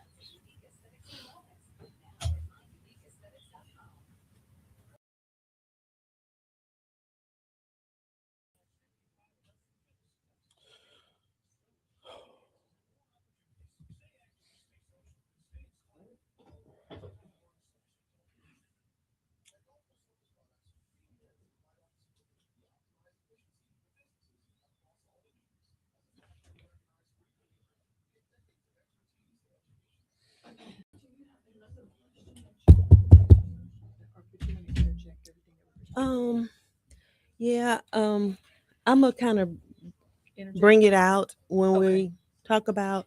For instance, like there is a specific question as it relates to cell phone or electronic devices, but that, of course, is a large part of what makes testing more difficult these days. Okay. So I'll probably, when you talk about parents, I'll talk about them being proactive as opposed to reactive, and then I'll probably interject something about cell phones. And the rings. Well, like we know that there are like these meta glasses that record. So we have to be mindful of that when we're testing because we can't have recorded test questions. But in addition to glasses, kids have beanies, they have rings, they have watches, they have all types of devices that can record pens that can record testing. And so of course that affects us because if those test questions can't get out into, so as we're testing, the state is also watching. They're watching all social media to make sure that there's no evidence of people sharing test information. Okay. Oh, and I forgot to tell you, we're also on Facebook Live.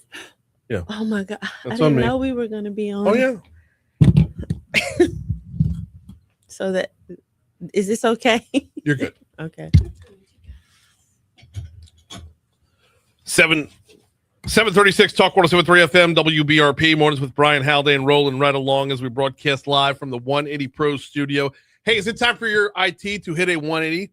Visit 180pros.com. Had the guys in yesterday talking cybersecurity, talking AI. Fantastic conversation. It's available on demand at talk1073.com if you wanted to check it out. Get kind of a behind the curtain look at what they do over at 180 Pros and how they approach things differently. They don't view themselves as your IT provider. They're your IT partner. Learn more at 180pros.com, 180pros.com, or you can call them. This is a big differentiator here. They're local, 225-330-2200. 225-330-2200. They're right there on Sherwood, or 180pros.com. All right, time for us to check in with our Crime Stopper segment.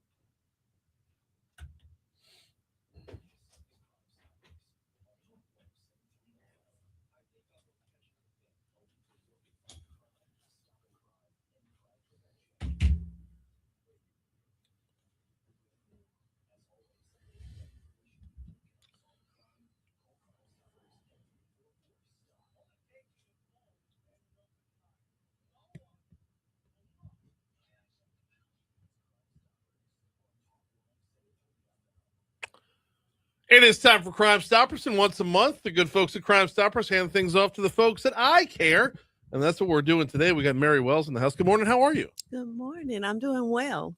Let's talk about what's bringing you in today. Okay, I am the district test coordinator for East Baton Rouge Parish. Our office specializes in offering comprehensive training for all of our schools in the district as we prepare for testing. This is our time of the year, we're often told, because students get a chance to show what they've learned all year on the LEAP assessments. All right, so digging in as a parent, let's start there. What's the number one piece of advice that you'd like parents to know that can help their kids during testing time? The biggest thing that I would like parents to know is that being proactive is better than being reactive, especially as we get into some of the technology that's available to students. It makes testing difficult, and we need parents on our side, talking to their schools, finding out what their electronic device program is or their rules, and making sure that they adhere to it and talk to their students about it. I think it comes it means more to the students when the parents are talking to them about it as well as the school, because being able to have devices in or have multiple types of devices that we're not aware of makes testing difficult, because we do not want to compromise the security of the assessment. Well, let's continue on that path real quick. Okay. In that, because I mean, we all know, like, every school or every district, whatever, has a cell phone rule, right? Correct. But we're seeing the number of electronics that a kid can have is just proliferating right now. Correct. So walk us through a couple of examples of what parents might want to be on the lookout for, because electronics can cover a lot of ground. Yes, electronics, most importantly, I mean, we have Fitbits, we have watches, we have rings. We have beanies, and of course, kids have earbuds, all different Wait, types of beanies things. like a stuffed animal? No, like beanies that you put on your head. Oh, but like a you hat. can, yes, Okay. but it has Bluetooth capability. No. So there was a time where we just made sure that our test administrators collected cell phones. They would lock them up in the cabinet in the front of the room. Easy. Now we can't do that. We actually have to move that cell phone out of the room to make sure that whatever device they have cannot connect to it. What about glasses? How does that Definitely work? Meta glasses. Every time I see Meta glasses, I kind of get flashbacks of like, oh my God, they're going to be out there. And, if teachers are not, we thought we were being very proactive with the watches, but then the glasses really took it to another level. As we're testing LDOE, they're also monitoring all social media. So sometimes we get notification that, something was published from a certain school. Mhm. So we just want to make sure that parents and students understand that everything is being monitored, and that our TAs, our test administrators, are walking around and looking, because there are the things that we don't even know about yet. So keeping with the Meta glasses, because I think this is the only one where we have some level of like controversy that the kid will want to keep it. Correct. I mean, because you don't need your watch. The teacher, the proctor of the exam will tell you how much time you have left. Correct. You definitely don't need a ring. You don't need a beanie. Mhm. But if I've got prescription lenses, and then I've looked this up before because I wear Mhm. prescription glasses. It's like, if I've got prescription lenses, I need my glasses to see. Correct. So what's the solution there? Well, the one thing that I'm going to say is, as a mother of a teenager or a kid that had glasses, Yeah. she always had more than one pair of glasses. Okay. So we're asking that maybe you send those glasses that are not Meta glasses. Yeah. And then that's when it's imperative of the school to make sure that they remove those glasses and get them at a place where they can not connect to those phones. Proactive with protocols is a good spot for parents. Let's talk a little bit about checking in with their kids as it relates to the testing itself, and maybe some of their emotional needs to make sure that they're in the right frame of mind for the testing. Definitely. We know that, kids can come in, if they have a bad morning, that can affect them throughout the day. But we're asking parents to help us by prioritizing sleep and nutrition during this time frame, emphasizing practice for the test and their effort, putting forth their best effort, and just increasing positivity around the testing cycle in general. Prioritizing sleep and nutrition. I think the nutrition side's pretty self-explanatory. Correct. The sleep side involves a lot of planning as well, though. It does. So let's talk about time management with between parents and kids. We're just asking parents, because we know all of our kids are involved in so many different activities and things like that. We're asking that, the testing start the night before, not the morning of. Mm-hmm. Maybe that is a time where we're a little bit more vigilant about monitoring how long our kid is playing on games at night or how long they're scrolling. I used to have my daughter turn her cell phone or her devices into a particular spot, especially during that week of testing, to make sure that they are well rested going into that next school morning. Hopefully something like that could carry over and you just keep it that way. Yes. Resources that are out there. If you're a parent wanting to help make sure your kid's on the right track, we've talked about nutrition, we talked about sleep, but when it comes to the actual testing itself, what resources are out there to help make sure that they're ready for the test? Of course, we think that their school will be a great tangible resource. Louisiana Department of Education, Louisiana Believes website, they have a wealth of information on the internet with assessment guidance that talks about timing, that talks about what standards are included in each test session. So they are the creator of the test, and that to me makes them the best resource. This might be a little counterintuitive as a parent to ask this question, but do you want to prepare? Do you want to study? Do you want to take practice exams for the LEAP? Because it's supposed to be an assessment of what you know. Correct. So should you be cramming for a test, or should this be the base knowledge? You don't want to see your child underachieve, but you don't want to set a ridiculous standard based off of just one test either. Yes. That's why I say we should be talking to our students all the time about what's going on in class. Like, we should know before it's the week of testing if they haven't had a teacher in that class for a month. Yeah. But we just want it to be a way that they practice. It's just like we wouldn't just put them in a basketball game without giving them any practice. So I also think that we should not just throw them in there and test, because I think there are strategies that we need to talk to students about, especially when you have a timed test. Mhm. Like, what do I do if I don't know what the answer is? How long do I wait? Do I stay on this problem for 30 minutes and don't even get a chance to address maybe the 15 problems at the end of the test that may be easy? Right. Yeah, no, that's all test taking skills. I mean the actual knowledge within it. That's where I don't. Well, I guess I include that as a part of the practice, because all of that to me is a part of the test administration. Mary Wells is with us with the EBR's Accountability and Assessments Department. This is our Crime Stopper segment. We're chatting with iCare about test taking. Did Susan tell you the script is useless with me, right? We just roll. Okay. I'm okay with it. That's how testing is. Yes, it is. We have to be able to roll. One of the parts of test taking that you can find bad test takers because anxiety will chirp in a little bit. That's why we're wanting parents to talk to them. Let's talk about relaxation a little bit. Right. In terms of relaxation, we're very I want to say conscientious about talking to the test administrators, because sometimes just that person that's in that room can make you feel at peace. We want to make sure our teachers are comfortable, because to me that overflows into the kids. It's just like a Friday at school. If I come to school and I have on my school shirt and my jeans, it just automatically makes that environment a little bit less formal.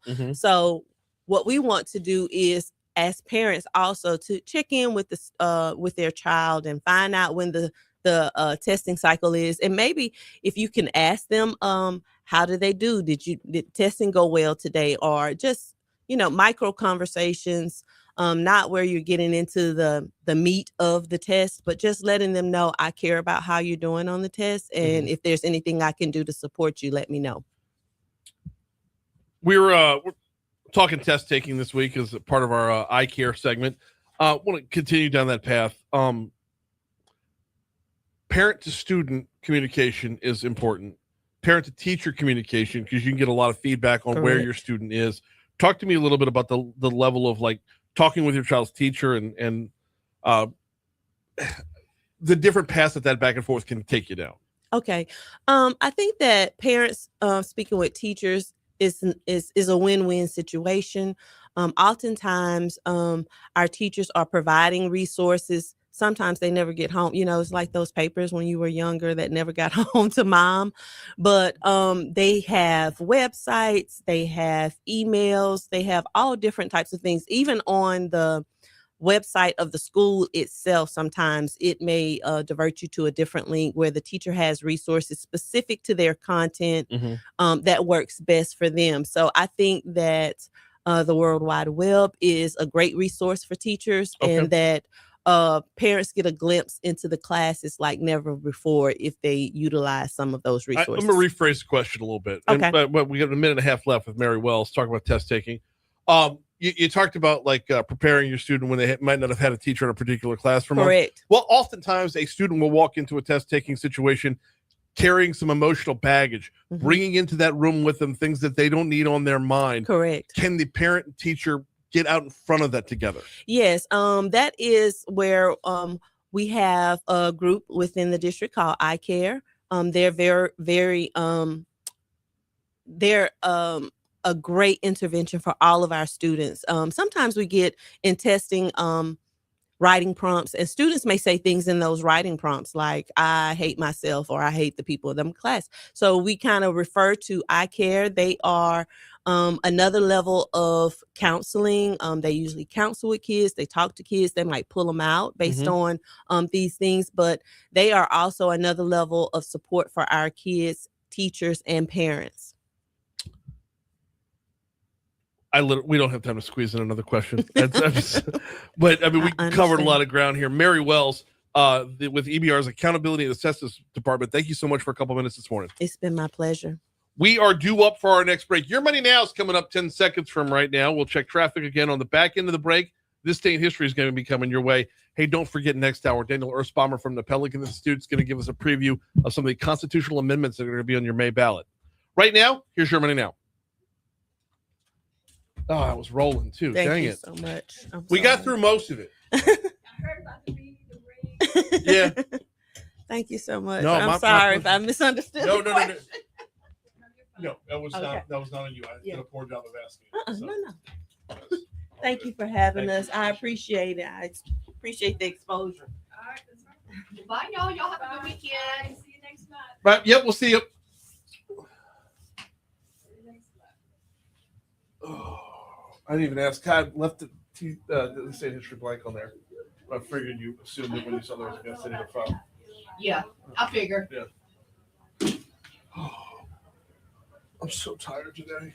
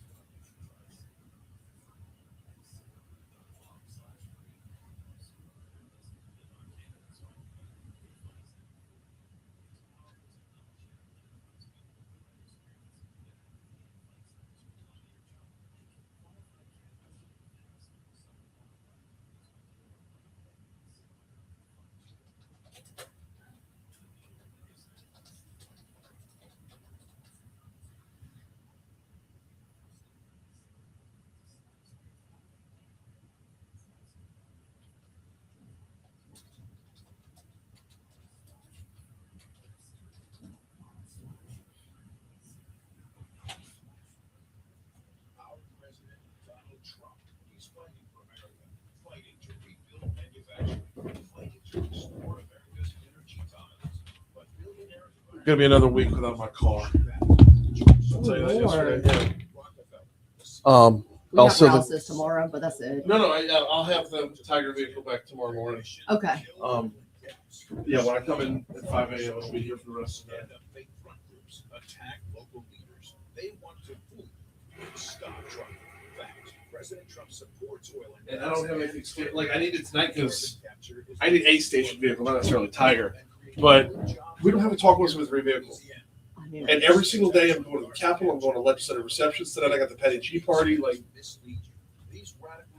it's not for personal use, you know? I mean, I need to I did use it for personal use yesterday though. Right now the Tiger vehicle has a carpool sticker in the front window. I love it. So I picked my kids up from school one day. They loved it. They were freaking out. They were like, oh, it's like you're in a parade. I know. Everybody was coming around taking pictures with it. I was like, and like all the kids are like, oh yeah, big Tiger, blah blah blah. Parents are like, okay, Mr. Big Timer. I'm like, no. This means I suck at life and don't have a car of my own. That's what right. This means. And I tell everybody, I was like, y'all realize radio don't pay. It's not this like glamorous. Right. But yeah, I hate to be so reliant upon it, but at the same time though, like even with the use of the Tiger vehicle and the 104.5 truck, I've still shelled out over $100 in Ubers the last 3 weeks. You know, and I'll do it again on Monday. I was bitching about that the other day. I Ubered to Ono's from my house, and I live in Terra. I could walk if I truly wanted to, but I Ubered. Do you know it was like $25? No. Yes, it was. Download Lyft. You're going to find Lyft to be about 15% cheaper, and they pay their drivers more than percentage. I go back and forth, but yeah. I just got on the Lyft train recently, and I haven't looked back. Now, I could have Ubered during Surge because it was like 7 o'clock at night. Yeah. But there ain't no way.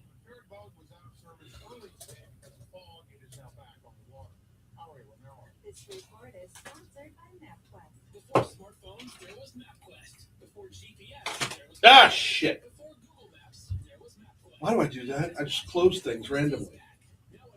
I have to start over again. Asshole. Or visit MapQuest.com. This report comes to you from the Talk 107.3 Solution Wellness, Botox, Serum, and Dysport, always $8 a unit at myuniqueaesthetics.com. Oh gosh, the wire's getting away.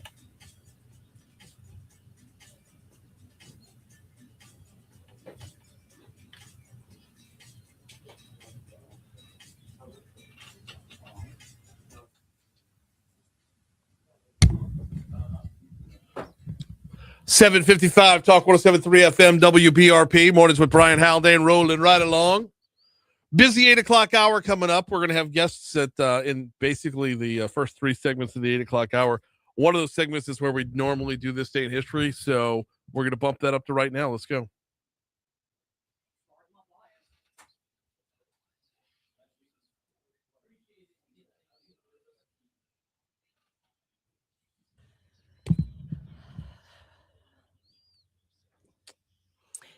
All right, going way back. It's not way back, but 1945, the Battle of Iwo Jima officially ends during World War II. I always say go all the way back. Well, no, you also somehow squeezed an R into that word. Wait, You're what? so by you this morning. I am. My Homa accent is coming out real tick. Real tick. So Iwo Jima was today. Did I really say Ira? Yeah. You did. You, Jima. you straight up by you that. It was good. 1992, Mike Tyson is found guilty of rape. What? And I had to look up his thing. He was sentenced to 6 years in prison, but he served about 3 years before being released on parole because he was Mike Tyson, I guess. I'm sure this is a Franz question though, because you never serve the full sentence. If you go in, you're going to serve 80% of the sentence at best. Really? So, yeah. See, I never knew that. Okay. Yeah. All right. In 2005, Doctor Who officially returns to television after being off the air for 16 years. Really? Doctor Who. Who? In 2018, Stormy Daniels claimed she had an affair with Donald Trump in an interview with CBS's 60 Minutes and was later threatened to keep quiet. Baton Rouge's own Stormy Daniels. I know. Later, I found out she was from here. Yeah. I believe she went to Bel Air High, or was it Broadmoor? You're kidding. No, I'm not kidding. I want to say it was. I get corrected on it every time I try it, but I'm 90% sure she went to Bel Air. Now, not that it matters, but was she doing that when she lived in Baton Rouge? Or Was she doing what? Doing that? What, Like, porn? Yes. I didn't know if we could say that on the air. So I don't know. I do.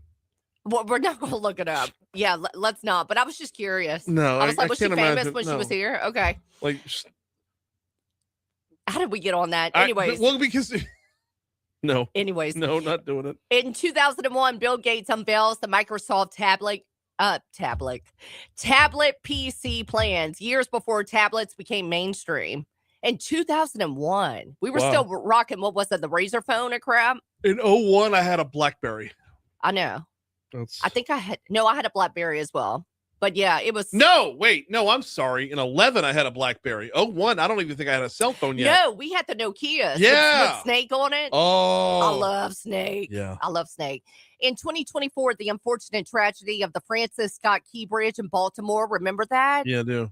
With the collapse after a ship collision, killing 6. What else you got, Brian? This day in 2000, Vladimir Putin was elected president of Russia. I had that. I'm like, do I want it? No, you don't want to. So. All right. National birthdays today. Diana Ross. Yep. Steven Tyler. Really? Tyler from Aerosmith. Well, Kenny Chesney. Juvenile. Backing that thing up. Okay. So many years later. Yeah. Jay Sean. Let's see. Martin Short. Leslie Mann. That's all I got. Nancy Pelosi is 86. Damn. She's still kicking. Yep. All right. Notable deaths on this day. It would help if I would have organized this first. Former right? U.S. Senator Daniel Patrick Moynihan died on this day in 2003. Interestingly enough, his birthday was about 2 weeks ago. Well, a week and a half ago on March 16th. But Daniel Patrick Moynihan passed on this day in 2003. This day in 1969, John Kennedy Toole passed away. The only one I got is Beethoven. Why not? Yep. All right. Eazy-E. Ice Cube DOC. Okay. Let's see. National Spinach Day. We'll go with that. Now I got to move back over to my clock here. We got 10 seconds left. Okay, so I don't have time to tell anybody about 5-star printing and signs. Let's wait on it. 271-496. Okay, we'll do that next hour. Here's news.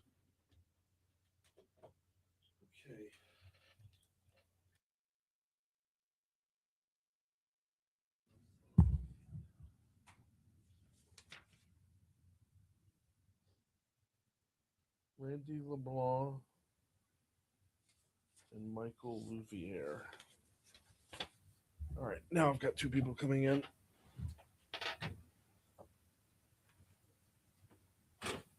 They want to know what's wrong with your car.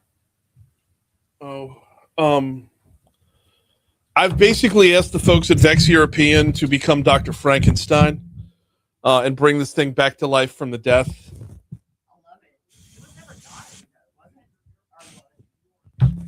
When you have a 19-year-old electrical system on a 19-year-old vehicle, things can short out and go wrong. And so my fuel pump was ruined and a couple of other things. But Vinny's got it covered. He's got it taken care of. They do well some work.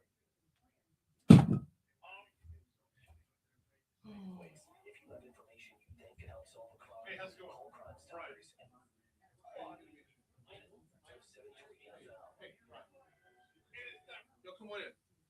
How many of y'all are on the air with me? All three of you? Okay. Well, you're gonna be sharing two microphones. So, because I kind of need one as well. What kind of car you have? A 2007 Mercedes E350. Oh, yeah. Can't go with that one. Volvo's on there. Do what? Volvo's on there. Yeah. Yeah, my kids all drove the boxes. So, Volvo's, those are great. Right.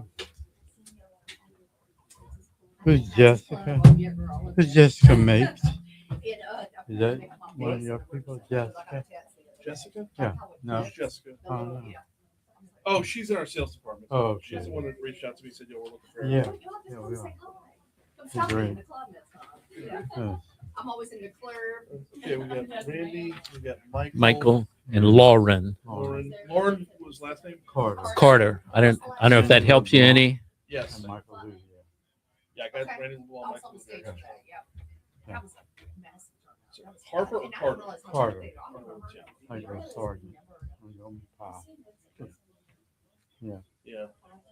I was given this. Yeah. That's from Park. Yeah. This is screening tomorrow. We're at Exxon Mobil at 5 o'clock. Oh, goodness gracious. Oh, yeah. That That's he knows you now. Yeah. hard for me. I would bet. Well, if we didn't say it before, thank you Yeah. for helping us get the word out. Happy to. We're sitting. Yes, we are. Come on, Lauren. Well, I I'm just- apologize. We're one seat short. No. No, I don't. Swing that microphone over. No, right here. There you go. Swing that one over, and you're good. And I don't need to be in this unless Yes, y'all you want do. me in it. Yes, you do. Okay. All right. Am I sitting Michael here? doesn't I can need a move. microphone, but I have a Yeah, big, you can I have a sit big there. mouth. And they Yeah. can share that mic in a Yeah. minute. Are you sure? yeah, I but have a big mouth. but you still need to get up on it. It's not omnidirectional. It's not like a boom mic. It doesn't pick up. So Gotcha. you'll be. If I talk, I'll. Yeah. I can get you the. Oh Thank y'all for having us. no, of course. Glad to. And Honda's costly misfire on electric cars has dramatically increased the stakes for the company to avoid making the same mistakes with motorcycles. Almost 1 out of every 3 motorcycles sold globally is a Honda, and cracks are starting to appear as e-bikes from China rose on the spur. Earlier this month, Honda says it's facing more than $15 billion in charges from the downturn in EVs. Tony's on Home Bloomberg Radio. Now a check on your drive from the Talk 107.3 Traffic Center. Eastbound 10 from Ellisport to Speed across the river down to the 110 split. That's an 8-minute drive with some rate backup to get through there. Meantime, if you're traveling I-10 westbound, Fairville to Highland 5 minutes and 20 minutes ahead onto the bridge. I-12 28 minutes. Trying to get out of it. No, I wasn't trying to get out of it, but y'all are the top-notch people. I'm just a little LSU student. What year? I'm a senior. I Awesome. graduate May 15th. Awesome. Very congratulations. Thank you. We teamed up with them about 4 years ago, Okay. and they provide students with here every semester. Mostly in the spring semester. Okay. But this is a capstone project to work with us. Talk Yeah. 107.3 weather. She's done a great job. Too.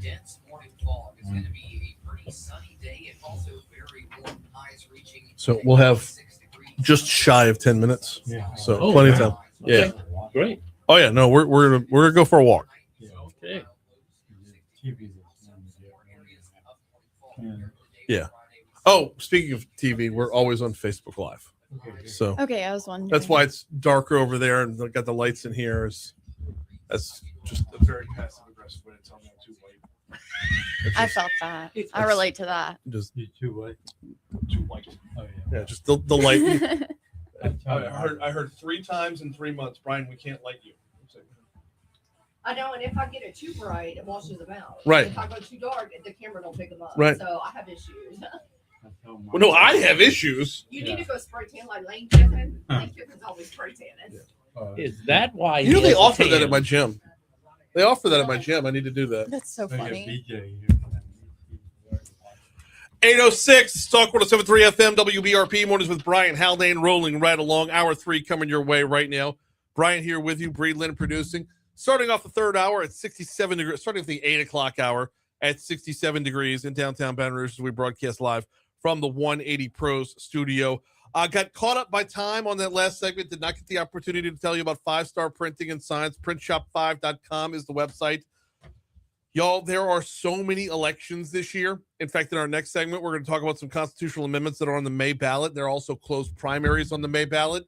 If you are running for anything, if you are involved with a campaign on any level, we had the state representative from District 69 got his campaign signs from 5-Star Printing and Signs. It's as easy as calling Danny at 271-4096. He will collaborate with you. Your messaging is on point.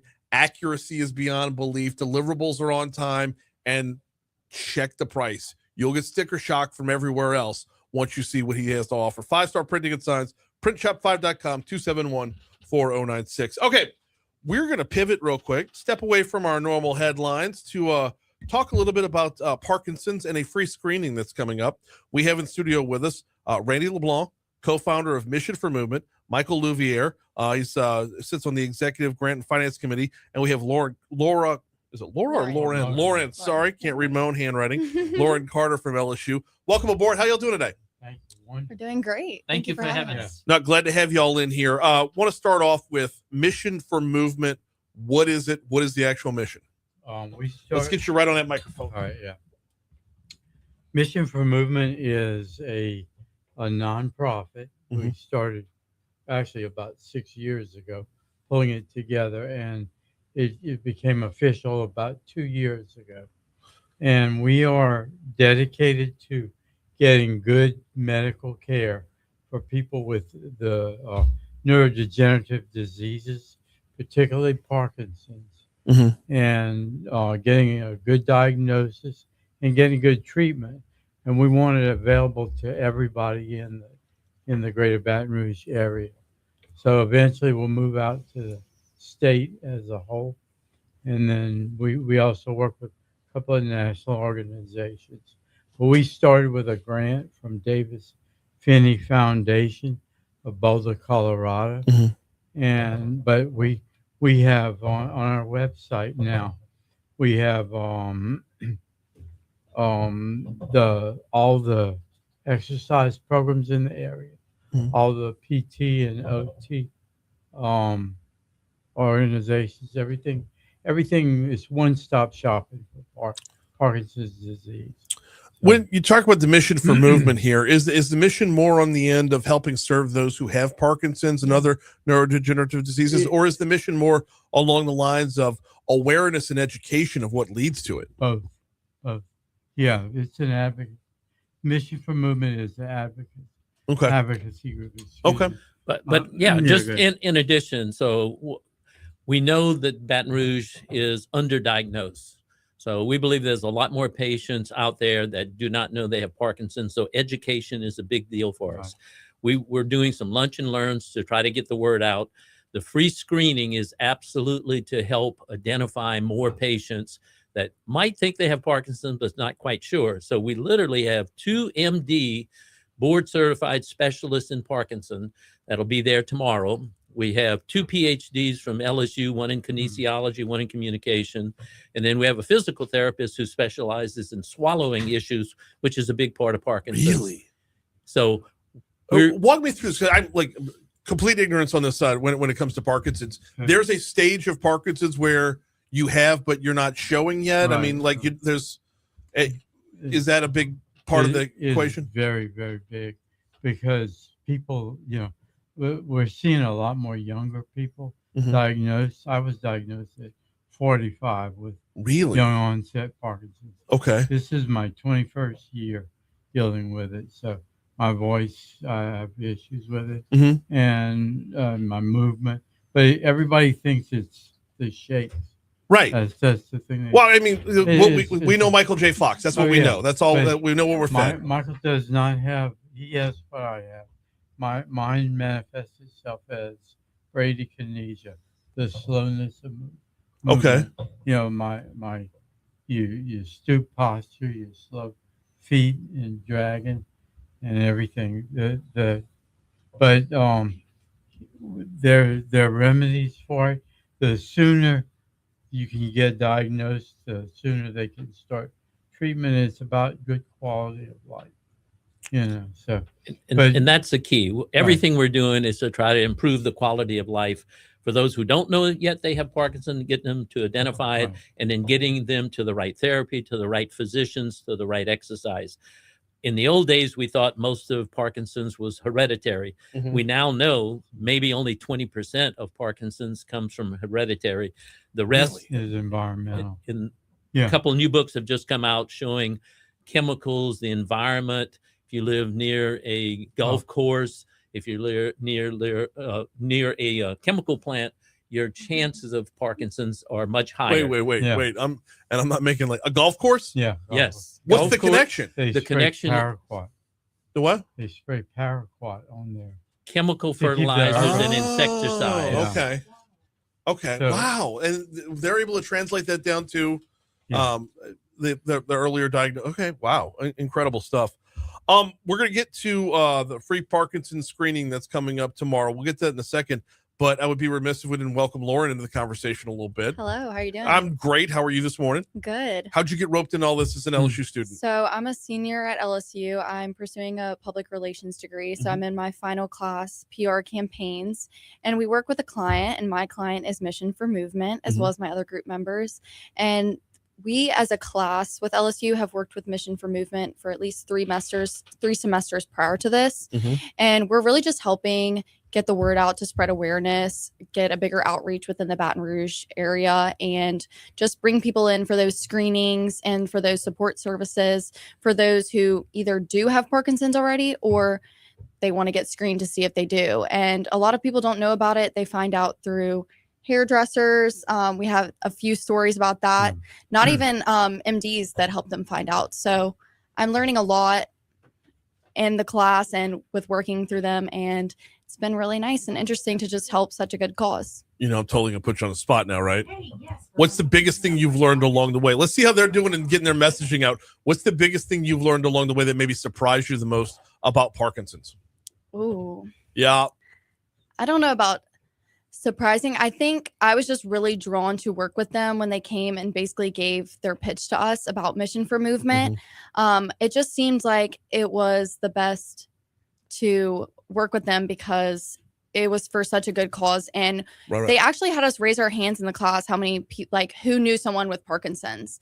And it was a larger number than y'all had seen in the past. But a lot of people don't know about it, and they find out through their friends and family that just tell them to go get screened. But I was diagnosed. Right up on it. I was diagnosed at 45, but I worked at a plant in Baton Rouge or in Geismar, and I did not reveal it to anybody for a couple of years because we didn't know how it would affect my job.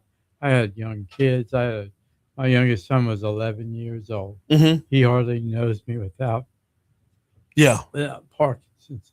But anyway, I will say something that has surprised me is how committed y'all are to staying in shape, because you talked about how exercise helps. And You told me this morning that 2 years ago, what did you bike? Oh, I rode the Tour to Victory. Was in Boulder, Colorado. Oh, cool. We drove up there, took our bikes, and we rode 50K. Wow. And That's no joke. Through the mountains. Up the mountains. Yeah. I don't even think I could do that. No. So I'm gonna go back next year. Very, very good Yeah. stuff. All right, we got less than 2 minutes here. All And I told you the time would fly by. Yeah. Screening tomorrow, ExxonMobil YMCA. Give me all the details. So it starts at noon, or it starts at 8 a.m. and goes till noon. It's at the ExxonMobil YMCA. Like you said, we'll be doing a movement assessment, a symptom check, and full risk and vitals. We'll have a lot of people out there. Me and the rest of my group will be helping get people to those screenings. There's several different options. You're basically talking with a therapist. There's not a lot of equipment involved, but we just want everyone to come out, even if they think, oh, there's no way I have it. It's just a good assessment to go through. So. Yeah, absolutely. And really, the best part is we had a lady last year who was convinced her father had Parkinson's, and when he got the news that he did not have Parkinson's, she was dancing. She was so happy, and we were happy for her. So Very good I have stuff. one more good story. Quick, that yeah, I'd go like for it. to tell. I'll do it quickly. So we have a friend in Baton Rouge. His name is James. He's a real big man, not heavy, just big built. And he came to our spin class. We do spin Monday and Wednesday at the AC Lewis. No, at the Paula Manship YMCA. Okay. Yep. And he came in and he had his head down, hands shaking. I said, James, tell me your story. He said, I think everybody in my family had Parkinson's. But we were poor black potato farmers. Couldn't afford a doctor. Right. If your hand shook in the morning, everybody said, oh, he drank too much beer. So I said, what'd you do? He said, we just sucked it up and went to work. I said, James, that's terrible. And 3 months later, his wife was sitting in the studio, spin studio, and he was singing and dancing on the bike with him. Love it. She said, you cannot imagine the difference in my husband. And I told the instructor, Lori, I said, this is why we do what we do. TheMissionForMovement.org, TheMissionForMovement.org. Of course, the screening is tomorrow out at the ExxonMobil YMCA. That's 7717 Howell Boulevard. Randy, Michael, Lauren, thank y'all so much for a couple minutes this morning. Thank you so much. Taking a quick break on the back end. We'll come back in. Daniel Erspamer from the Pelican Institute talks about constitutional amendments on your May ballot. That's next.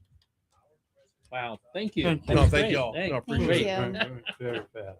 That's Yeah. well, yeah. I TV try to story. take. It's not just about promoting the event, because if I'm just on my way to work right now, why do I care about the event unless I get a little bit of backstory? Exactly. So for your future, see, there is no cure yet. But the only thing that slows down the progression is exercise. And that's why we really push Tai Chi, biking, walking, all of that. The little bit of reading I was able to do last night, that was about what I was able to Good. come up with. So, yeah. But it's good and factual. There are new. Thank you. There's a lot of new evidence. I There's like a the way I book put that students for that. Well, 3 doctors wrote. Okay. Making me be on my toes.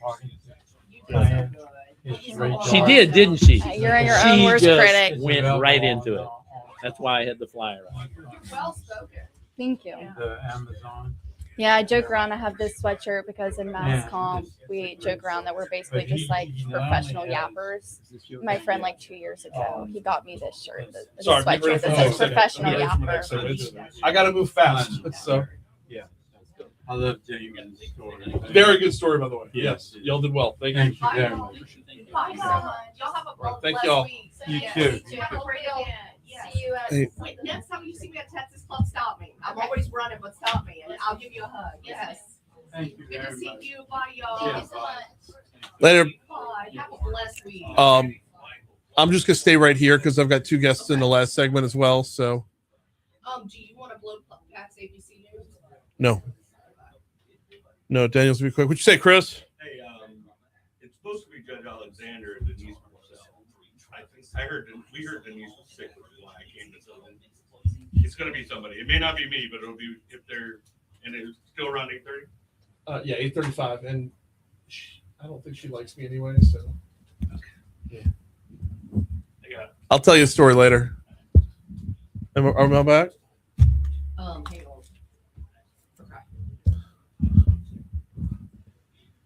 819 Talk 107.3 FM, WBRP, mornings with Brian Haldane, rolling right along, rolling a few minutes behind, but nonetheless, time to welcome back Daniel Erspamer from the Pelican Institute.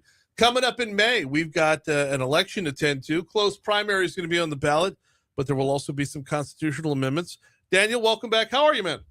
Hey, Brian, I'm good. How are you? Doing very well. I appreciate you waiting through that last segment. We had some important stuff to get to with a Parkinson screening coming up tomorrow. So time is limited here. I mean, obviously, we'll have you back on if we run out. We always do. Love having you. Constitutional amendments. I believe we're talking about 3 and 4 today. Let's start with 3. What is it? Why is it important? Absolutely. So Amendment 3 will address some, we've talked a lot over the years about funds and dollars and things that are locked up in our state constitution. And what Constitutional Amendment 3 will do is take a big chunk of some of those funds earmarked for education and pay off teacher retirement debt held by local school boards so that every teacher in the state will finally get that permanent pay raise instead of these temporary stipends. So it's a common sense effort to pay down debt. That's a great thing. And give teachers a pay raise, also a great thing. Constitutional Amendment 3, big opportunity for the state to do the right thing. So I'm reading through it right now, and you see terms like Louisiana Education Quality Trust Fund and support fund and all that other stuff. Are we lacking the term teacher pay raise within the verbiage? I mean, this could be cut the educational effort to make sure everybody knows what they're voting for.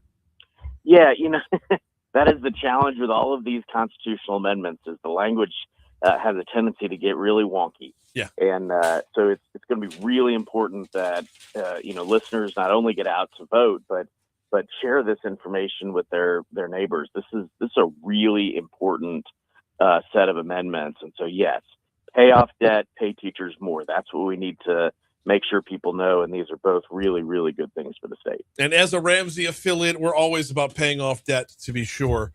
Absolutely. This is such a no-brainer. It was such a no-brainer when it was making its way through the legislative process last year as well. So this is the follow-up work on that. This is where instead of just legislators getting their chance to do the right thing, we have the chance to as well. And this is not a small number. If I'm not mistaken, this would. I want to say did you say it's over $2,000 a year raise? Yeah, that's right. This is paying off about $2 billion in debt in order to do that. One quick point, Brian, I think that's also really important in this.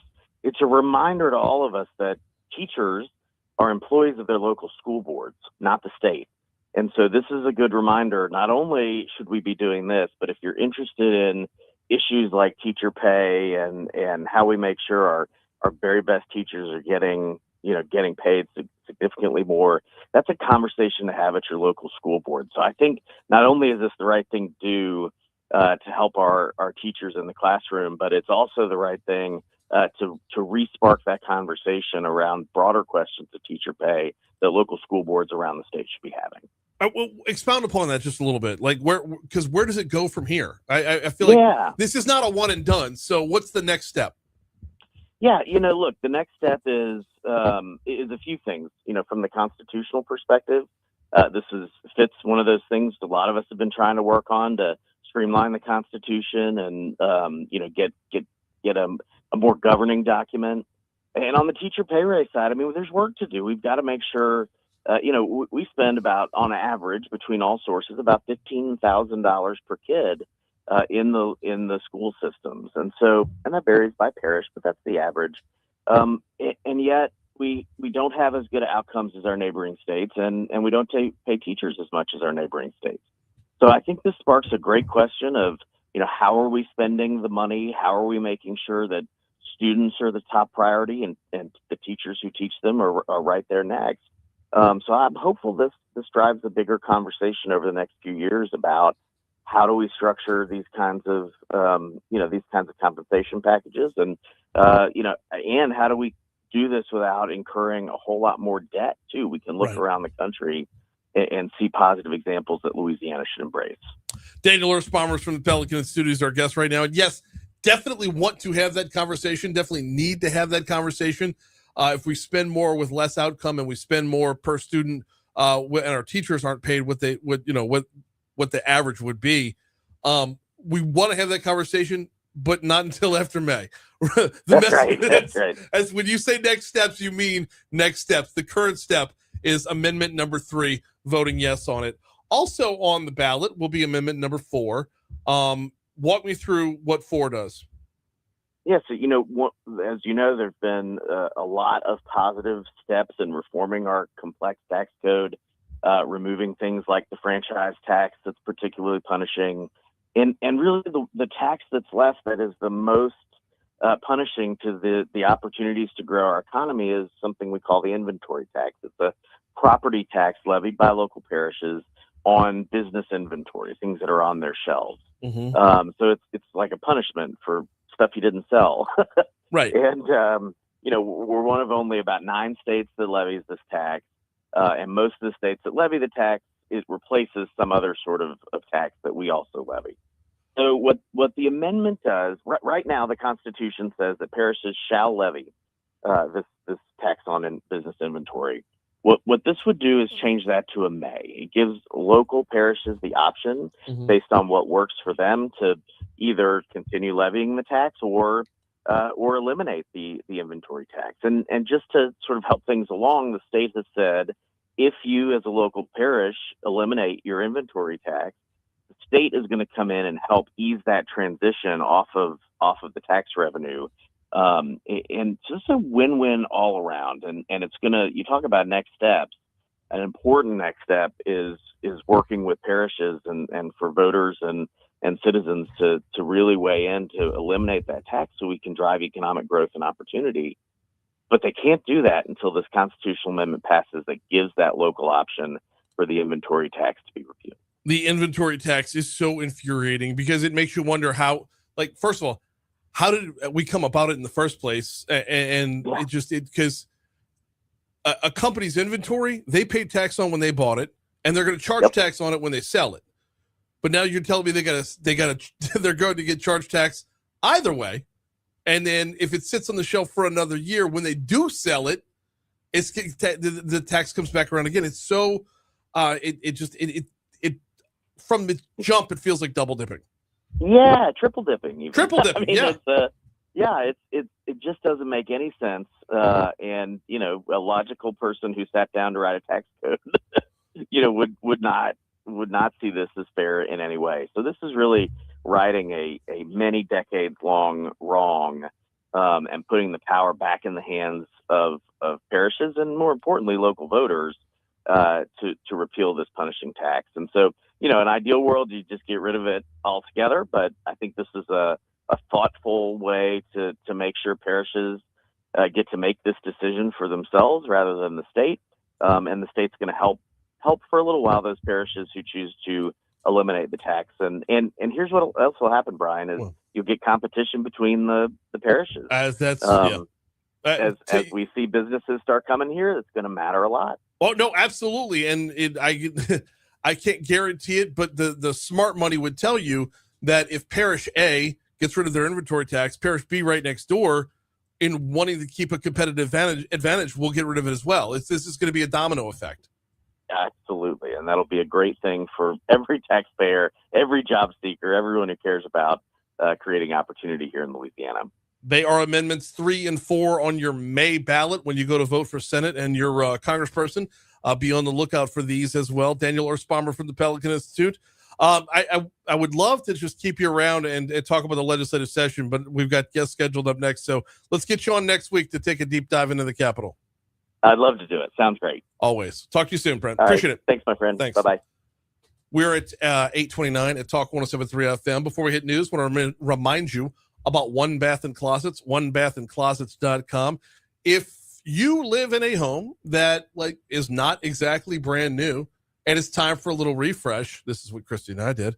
If it's time for a little refresh, why not start with a room in your house that's very, very dated? The bathroom. You look at the wants and needs of people in the 60s and 70s versus what we look for today, it is completely different. Christy and I went and got a new master bath. That was our Christmas present to each other. We called David Duvall at 400-8005. Actually, I started on the website, onebathandclosets.com, if I'm being honest. Spell out the one, O-N-E, onebathandclosets.com. Started there, then I called him. David walked us through every step of the process. It was phenomenal. Phenomenal, the level of care that he took to make sure that we were comfortable the whole way through. And when the project was finished, when we got our new master bathroom, it's been nothing but greatness ever since. The lighting is better. We went from 1 to 2 vanities. We got the walk-in shower. You could be on your way to that as well. What in your house needs an upgrade? Give David Duvall a call at One Bath and Closets. Oh.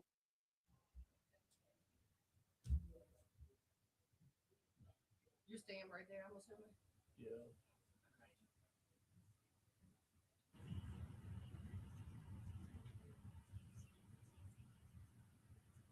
Oh, hell. Okay.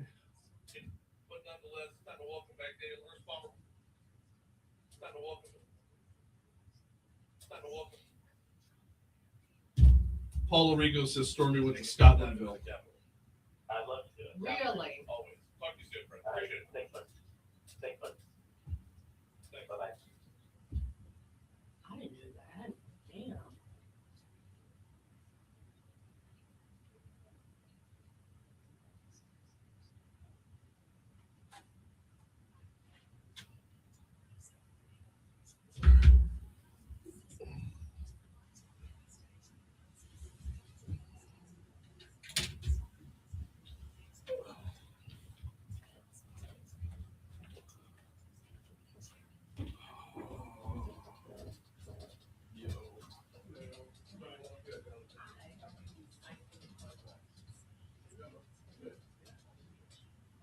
Very, very good.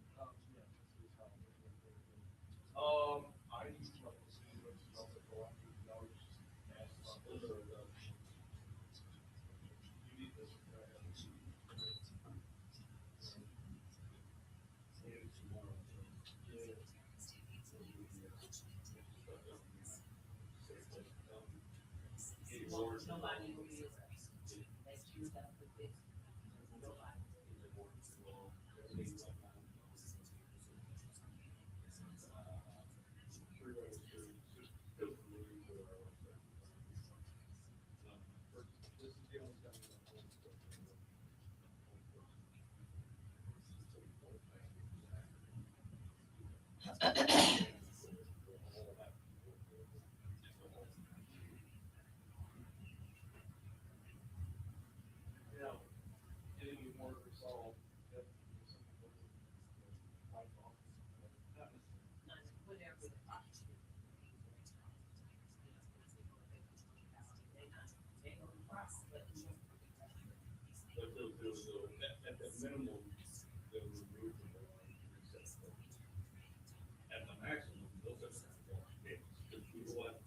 Let's talk about all that. So we're gonna have a good 12 minutes. Yeah. Yeah, come on in. Make sure my phone's on silent here. Hello. Hello, how I'm are Bree. you? Nice to meet you. I like Snake too. That was fun. The Snake game. Oh yeah, I love On the the Nokias? Snickers. Oh Yes. my god, I would sit there for hours and play that. I remember that. Yeah, when you said BlackBerry, I was like, that was a little too early for I was BlackBerry. thinking so. No, I got it Where do you want to confused. sit next to 2001, Okay. I wasn't even in radio yet. 2011 was when I had my BlackBerry, and I know that because I threw it against this wall and smashed it into 1,000 pieces. Oh, your BlackBerry? Yep. People still have them. So Judge, he does live stream. Yeah, we're always on Facebook Live. So he is live streaming on Facebook Live, but everything else is on there. She sent me the flyer, but I would imagine all this is the flyer. Yeah, that's the high. Yeah. Okay. I think they do have phones that have keyboards on them, but I don't think BlackBerry's around anymore. They No, they're Android is, but So, yeah, the other thing's 9 to 3. Be there by 1, Brian. Yeah. 9 to 3. Be there by 1 to get checked in. I mean, last year we had judges there until 7 o'clock. so we're trying to not. Because we went till 5. But we're gonna have 3 courts up. Well, Tuesday start off, and then Judge White is there. Judge Okay. Darrell White. Oh, So and he'll then- be good. Yeah, Callie said she has And I did something this in there. again. I do this every single time. It's CSONKA. When I write down Chris's name at 3:45 in the morning, I don't know why I was put a Z. It's because most of the world does. Does, yeah. But I caught it ahead of time before Yes. we even Here. posted. So Okay, yeah. Push me up. a little. sorry. That's The okay. wheels get everybody. Thank you.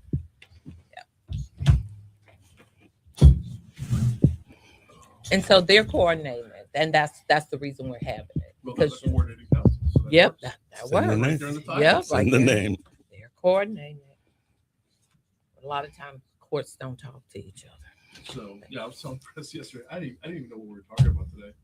I just got a phone call said and they were asking for Judge Johnson to come on. Right. And He's somewhere. He's in Yeah. Texas. Yeah, I know he's somewhere, but he'll be here tomorrow. Yeah. okay, Well, I've had him on a number of things. Have you? It always turns into a fantastic conversation. Yeah, he's 'Cause he smart. and I don't agree on a whole heck of a lot. So He's Oh, very but he'll talk smart. to you. he leads with his heart. Yeah. He leads with the heart to talk. And like that's my whole thing is we're a community. We need to have a conversation. Right. I agree with that completely. After 30 years, though, my conversation is almost over. It's never over. Oh yeah. You can I can- Just gonna find a different role. I know this world is too different for me. When my parents used to say that, I didn't really understand it. Yeah. But I have it now. And it's not, and so I'm not saying our world is bad. My grandparents said it too. You know, my parents said, all old people say it. So Yeah, I try not to sound like my parents, my dad, but it's hard sometimes. I'm about to be 70, so I am You my are parents. not. Yeah, I am. Girl. Having my 70th birthday party. Oh, thank you. Thank you. My daughter hates when people say she thinks 70 is so old. 70 is not old. Not anymore. It used to be. Look, when I was 40, it was old, but now it's not. It's not. I'm gonna go see the world as soon as the war stops. Good call. Right off into the sunset to the world. We're told that's gonna happen in a week. Yeah. I keep doomsday keeps coming across my TikTok, y'all. Everybody's like the energy crisis, and we're going to lock down Like- again. I'm like, we better not.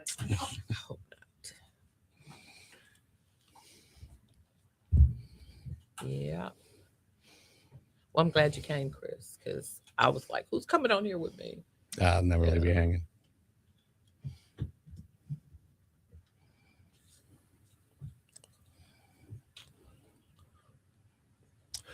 Eight 8:37, Talk 107.3 FM, WBRP, mornings with Brian Haldane, rolling right along.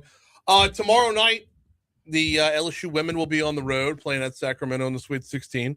That game will be right here on Talk 107.3 FM. We're going to join the pregame in progress because we'll have softball right before that. Also tomorrow night, LSU baseball taking on Kentucky. 3-game set in the box. That game will be on our sister station, Eagle 98.1, but that's not why I'm telling you about it. I'm telling you about LSU and Kentucky tomorrow night because if you're going out the box and you plan on doing a little tailgating, Mathern's has got you covered. They're right there in the Nicholson Gateway Shopping Center, directly across the street from Tiger Stadium, the closest grocery store, full-service grocery store, by the way, the closest grocery store to Alec Box, to Tiger Park, to Tiger Stadium, to the Maravich Assembly Center. Mathern's has got you covered regardless of the season. You're whatever you forgot with your tailgating, whatever you needed to reload with your tailgating. Interesting thing during baseball season is if they're going to play a game on Friday, you were probably at work and then headed out. How about hitting up their catering trays? No reason to slave over a grill the entire time. Get it done with Mathern's. They're downtown on 3rd Street. You have Mathern's at Kenilworth, but all baseball season long, it's Mathern's in the Nicholson Gateway Shopping Center. All right, coming up tomorrow, there's a pretty huge event. It's a Community Warrant Resolution Day. We've got Chris Csonka from the Criminal Justice Coordinating Council. We've got Judge Yvette Alexandra in studio. Welcome aboard. How y'all doing today? Thank you. We're doing great. Thanks for having us, Brian. No, glad to have y'all on. Glad to be talking about this. This is always a every time we hear about one of these, and they don't happen too often, but every time we hear about one of these, it brings up a lot of great conversation. So let's start with the basics. Judge Alexander, what is a Community Warrant Resolution event? Well, Community Warrant Resolution Day is a day where people can come downtown Baton Rouge and get all of their warrants resolved. The Criminal Justice Coordinating Council has set up all of the courts in East Baton Rouge Parish. Mhm. That means Baton Rouge City Court, Baker Zachary City Court, Juvenile Court, Family Court, the 19th Judicial District Court. Mhm. All of the warrants except felony warrants. Violent felony. Violent felony, yeah. warrants, yes. Okay, so walk down this path a little bit because I don't want the audience to misconstrue. This is not a day of a get out of jail free card. This is not, you're not walking down there when you say warrant resolution. That doesn't mean you wipe the slate clean. Right. It doesn't mean that. What it means is if you have a warrant, you can come downtown Baton Rouge, get them recalled, and you will not be arrested. Right. Well, important differentiation there. But walk me through what happens after, or what could potentially happen after that, because I know there's a number of scenarios. Every case is a little bit different. But say someone has a warrant for a nonviolent warrant, right? They come down. Walk me through what they're looking at the process being. What they're looking at the process is that we're going to have courts open in Baton Rouge City Court. We're going to have at least 3 courts open. The 19th Judicial District Court will have courts open. The other courts will come downtown and set up in the 19th Judicial Court building so that they can take care of their warrants. So you will come and then you'll check in with the Criminal Justice Coordinating Council. They will run your warrants and see where you need to be. The great thing about it is sometimes people don't even know they have warrants. I know everybody says, well, you can go on the internet and check this. Not everybody goes on the internet. So say you got a speeding ticket when you were 19. Mm-hmm. All of us have been 19. What do we do with it? Put it in our glove box. The most thing is to put it in your glove box. Some people may have given it to their parents, but most times put it in your glove box. And what? 10 years later, you've forgotten about that. Right. But it's still a warrant and the police stopped you. You're going to jail. Yeah. And it's remarkable how easily that something like that could pop up, to be sure.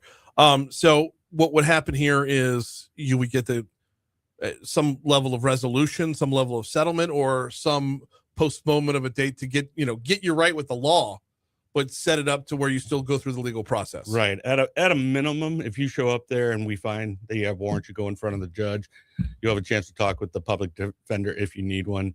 But at a minimum, they'll recall the warrant, they'll reset your court date and give you the opportunity to come back in. Or it could go further, and if the prosecutor or the public defender and the judge is in agreement, you could resolve that case right there. Some of it's as little as like, hey, you owe $150 in fines. If you pay that day, it's done. Everything's handled. Right. And the other good thing is the majority of the warrants that we see come in for this. Last year we had over 1,000 people show up. Wow. The bulk of those were city court people, and the bulk of those were traffic warrants, like traffic violation warrants. A lot of times what happens is when you don't show up for court, you get a block on your license. Yeah. And your license then is not valid until you get that warrant block removed.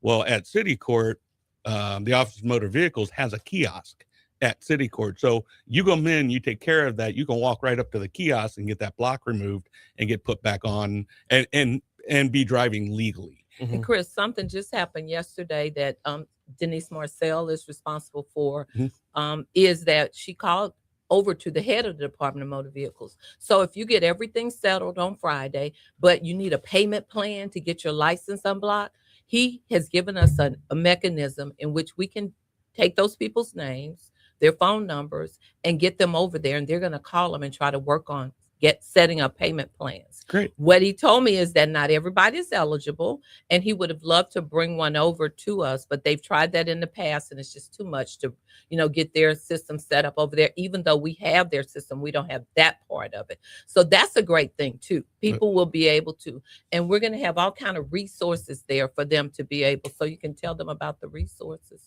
Outside of City Hall, there'll be a check-in.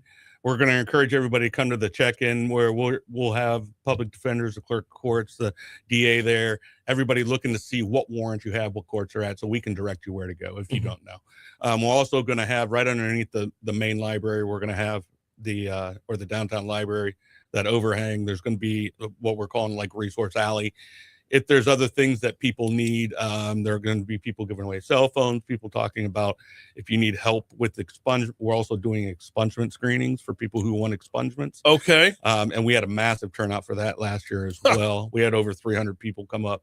And expungements are a big deal. I mean, and it costs a lot. Sometimes it costs a lot to get them off your record. So we're going to have the legal team from YWCA, plus we'll have attorneys from LSU and from Southern, all working together to screen for these expungements, on top of everybody else doing the warrant stuff. It's going to be 9 to 3 tomorrow. We encourage you to be there by 1 p.m. To kind of get in. We had people there. We had judges there until 7 o'clock last night, which is why we're cutting it off at 3 this year. So 9 to 3. Oh, wow. And yeah, and it takes, and it is, and don't get discouraged. We did encourage, and you can do it throughout the remainder of the day. If you want to pre-register, you can go to EBR, as in East Baton Rouge Criminal Justice Coordinating Council. It's ebrcjcc.org. There's a registration, and what happens is we're sending that to all the courts so they can go ahead and pull the files, and kind of expedite the process if you register ahead of time. So they'll have your files pulled, and it'll be less time you got to wait to do it. Love that. I love getting the ducks in a row ahead of time. It makes it easier on the day of to serve as many people and the staff as is humanly possible. And the city of Baton Rouge is giving us free parking. Yeah. Oh, yes. Oh. I'm sorry. Yeah. Yes. So the West Parking Garage on St. Louis. Okay. If there'll be free parking there for the event, so you don't have to pay for parking. Thank you. So it's a community event. Everybody's involved in it, and because we want these warrants resolved, we're not there to put people in jail. We do if they do something wrong. Right. But we want to help people get their lives together and get straight. So we're talking about traffic. We're talking about misdemeanors. We're talking about nonviolent felonies. Juvenile family court matters are in this as well. Violent felonies are not eligible to be addressed. Judge Alexandra, I want to ask you about the ramifications of something like this. When you have a day like this, and I talk with Hiller Moore all the time about how backlogged his office is. What does a day like this do to set the reset button for, and I know it's not a full reset, but what does it do to set the reset button for the backlog that's in our court system right now? Well, it gives us a small ray of sunshine, because in Baton Rouge City Court, I've been there for 30 years. When I first got there, we had 33,000 bench warrants, and I thought that was just unbelievable. Now we have over 140,000 bench warrants. So it gives people a chance to come in, get these bench warrants off of them. You might try to get a job. That bench warrant's going to show up. You might be driving down the street and the police are doing a check, and they might get you. The other thing is that you just don't have to worry about those things. You can wake up the next day and be on a good side. So yeah, we've found, Judge, in the years, this is our third year hosting this as a parish-wide thing, but we found because we talked to a lot of the people that are coming in, most people just forget about the court date, but then they're scared afterwards. They don't understand what to do. They're afraid if they walk in, they're going to get arrested. So they just leave it unsaid or unattended. And that's why we're promoting, like, you're not going to be arrested. You're going to get it. We're going to give you a shot to come back to court, or we're going to resolve it right there without fear of going to jail. Yeah. It's a great thing for the community. Yeah. Yeah, absolutely. We'll go through the details one more time in just a second. But Judge Alexandra, when you talked about, you get a traffic ticket when you're 19 years old. Believe it or not, that happened to me. Listed address was covered. So I was in Jefferson Parish, made a right on red without coming to a stop, and knew I did it, knew full well that I did it. Got pulled over, got the ticket, got mailed to my parents' house. Not up here in Baton Rouge where I was living as an LSU student, but got mailed to my parents' house. It sat in a pile of mail with everything else. And then one night, working at Blockbuster Video, car rolls up from the constable's office. They're like, you got to come with us.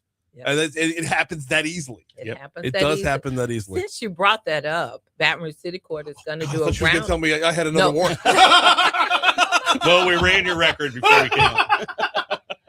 No, we're urging everyone to please come out, because we're going to do a roundup. Yeah. After this, it's very discouraging to me to have so many warrants, and the constable and the other law enforcement agencies have agreed. Yeah. So I'm begging people to please come to this warrant resolution clinic, because April may not be a good month for you. Get out in front. Get out in front before it. And even if you think you do, and you're not sure, come down.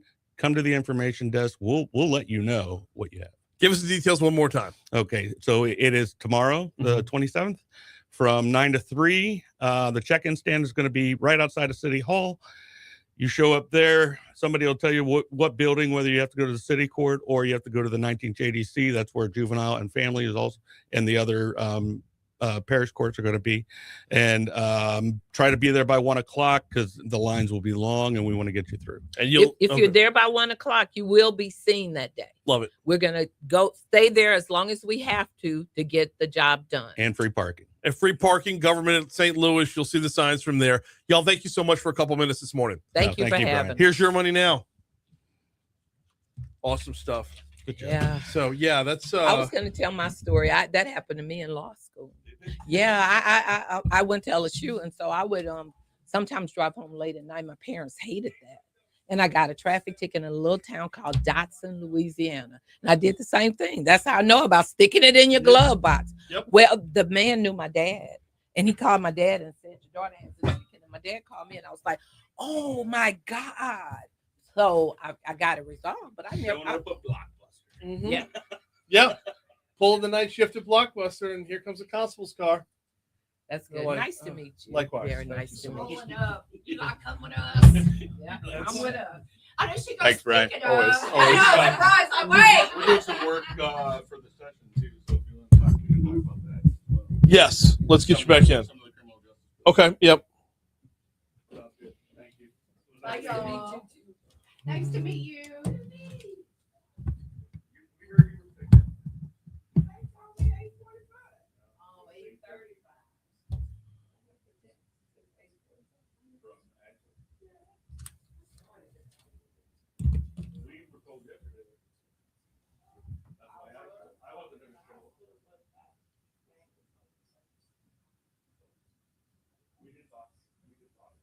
State Rep C. Denise Marcel, former Metro Councilwoman. I don't know. I don't know if she does.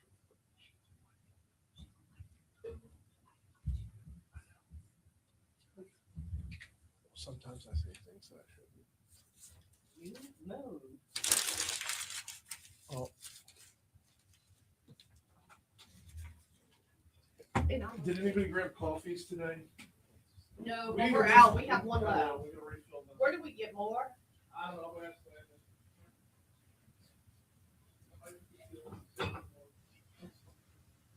So let me know. When Alton Sherman was killed in 2016, Denise was at a protest. She had a gold splattered shirt to like make a social commentary about the violence. She comes on my show the next day, and I said, by the way, thank you for wearing a pink shirt. Ryan, that's fucked up. I can be a little fucked up. That's morbid. My issue was her role at the protest was to agitate and get people angrier. She was not de-escalating at all, and I was calling her out for it. Now that was literally 10 years ago, or almost 10 years ago. Probably not.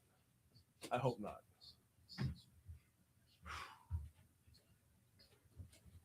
So ask Landon, and if he can't, Michelle can do a order pickup at Sam's Club, and I'll go get it because I have to make a Sam's run anyway. Okay. And I'll get a big old. You're making a Sam's run? Yeah. Well, if you're already doing it, let's just do it that way. Don't need to bother Landon. Okay. Yeah. Yeah. I'll just tell Michelle we need a big old crate of pickup. Yeah. Whatever. I mean, big old crate I might be. just wanna put a store up so people don't freaking take them. I'll put them in my office. No, the K cups don't go. The K cups, like Chuck Owen had one the other day. That's exactly what they're intended for. It's the water bottles that keep going. What are we doing here? Oh, air. Yeah.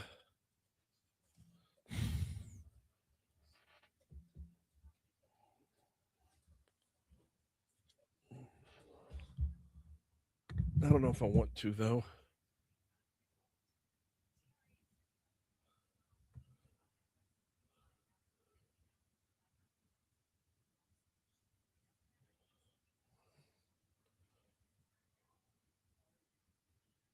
Bro.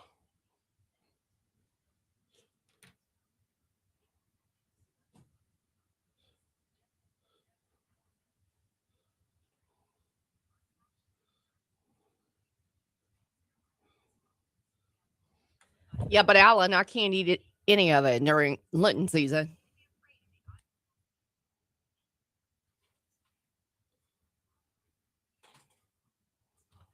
I'm allergic to shellfish. The torture because I live down here.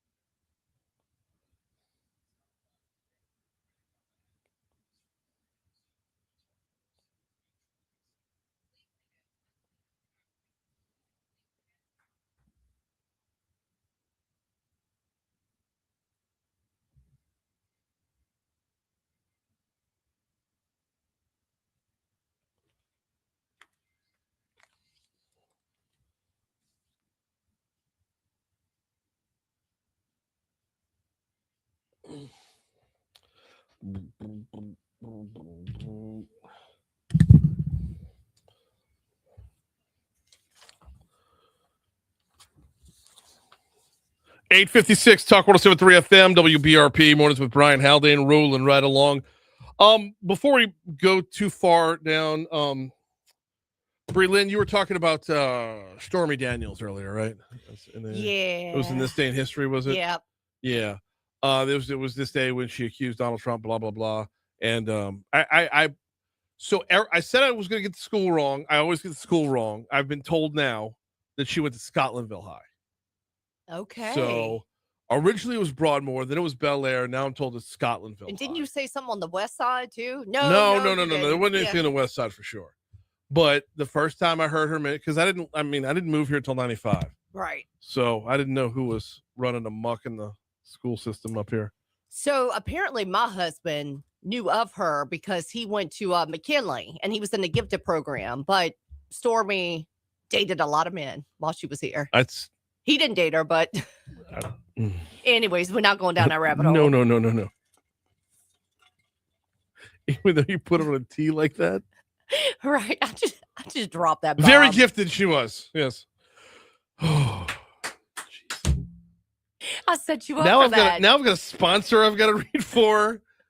Tied into that. I love how I just dropped that. It's like here. Love telling you about the Baton Rouge Metro Airport. Stop. FlyBTR.com is the website. FlyBTR.com. Looking at, was talking with Mike Edwards. This was a couple weeks ago, but in talks right now with multiple airlines to pick up a direct flight to Chicago. I love that. And the reason they're able to do that is because it was a couple of years ago. It was 2023. I believe it was June 1st, 2023, where they added a direct flight to Washington, D.C. And we've been doing a heck of a job making sure that thing is being utilized. And that's the best way to add more flights is to utilize more flights. Utilize our airport. It's here for us, y'all. And we're seeing with the TSA calling in sick down the road, the difference in TSA experience is remarkable. The line you have to wait through in New Orleans, honestly, the line in New Orleans is so bad that it's not worth flying to Houston. FlyBTR.com. I mean, it would be better off driving at that point. FlyBTR.com is the website. Check it out if you're making your travel plans. FlyBTR.com. Actually, we were supposed to talk about the airport here. The New Orleans airport, the Armstrong Airport. Looking at adding 15 additional gates down the road. And do I have time to squeeze in one from Walt? Yeah, Okay. yeah, we got time. Walt Leger from New Orleans and Company talks about the connectivity to the city of and the whole world. connecting communities to one another brings value from a tourism standpoint, from a travel standpoint, but also from a business investment standpoint and from a talent attraction and retention standpoint. That absolutely does. And that's true of every airport. So while they're looking at expansion down the road, we might be looking at a little bit of our own wherever we can get it. All right, that's going to do it for us tomorrow. Oh, we got a full slate tomorrow, which includes Rocco. We'll see you then. I don't mind telling y'all, I'm going to take a nap. About. Alan, quite a deep rabbit hole. Byron, I wonder how many breadsticks you made in the PR area. I mean, Deep indeed. deep and wide. Jesus. Okay.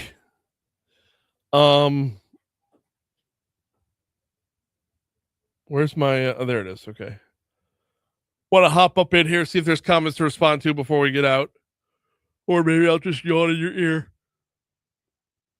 Oh.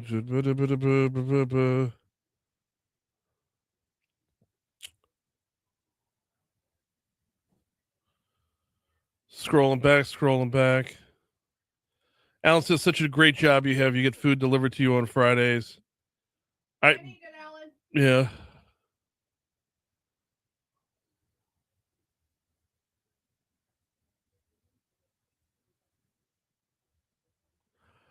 Joe. Oh, wow. Joe goes out of his way. Every single time he shows up, he goes out of his way to be a cranky pants about some shit. Yeah. He said, homeowners tax every year. We have to pay taxes for something that we already paid taxes on. And if they can say the value goes up, we have to pay more taxes. So I'm not worried with their inventory tax. I mean, what a remarkably, you know what? That is the argument of a child in line at the grocery store who wants candy and says, but the other kid got one. That's what that argument is.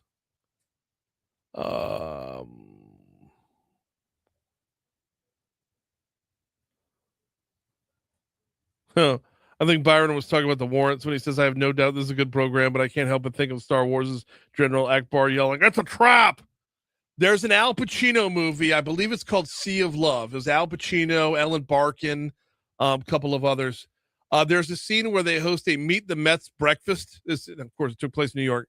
They host a Meet the Mets breakfast, and they sent out invitations to all these people saying, congratulations, you won a free breakfast. And all these people show up at this place to meet the New York Mets, and they just rounded them up. They were all people that had outstanding warrants. So they got them all in this big auditorium, and once they were in the auditorium, they just rounded them all up, made like 1,000 arrests in a day. So, Sea of Love, Al Pacino, yes. Yep. I think I hope I'm not crossing.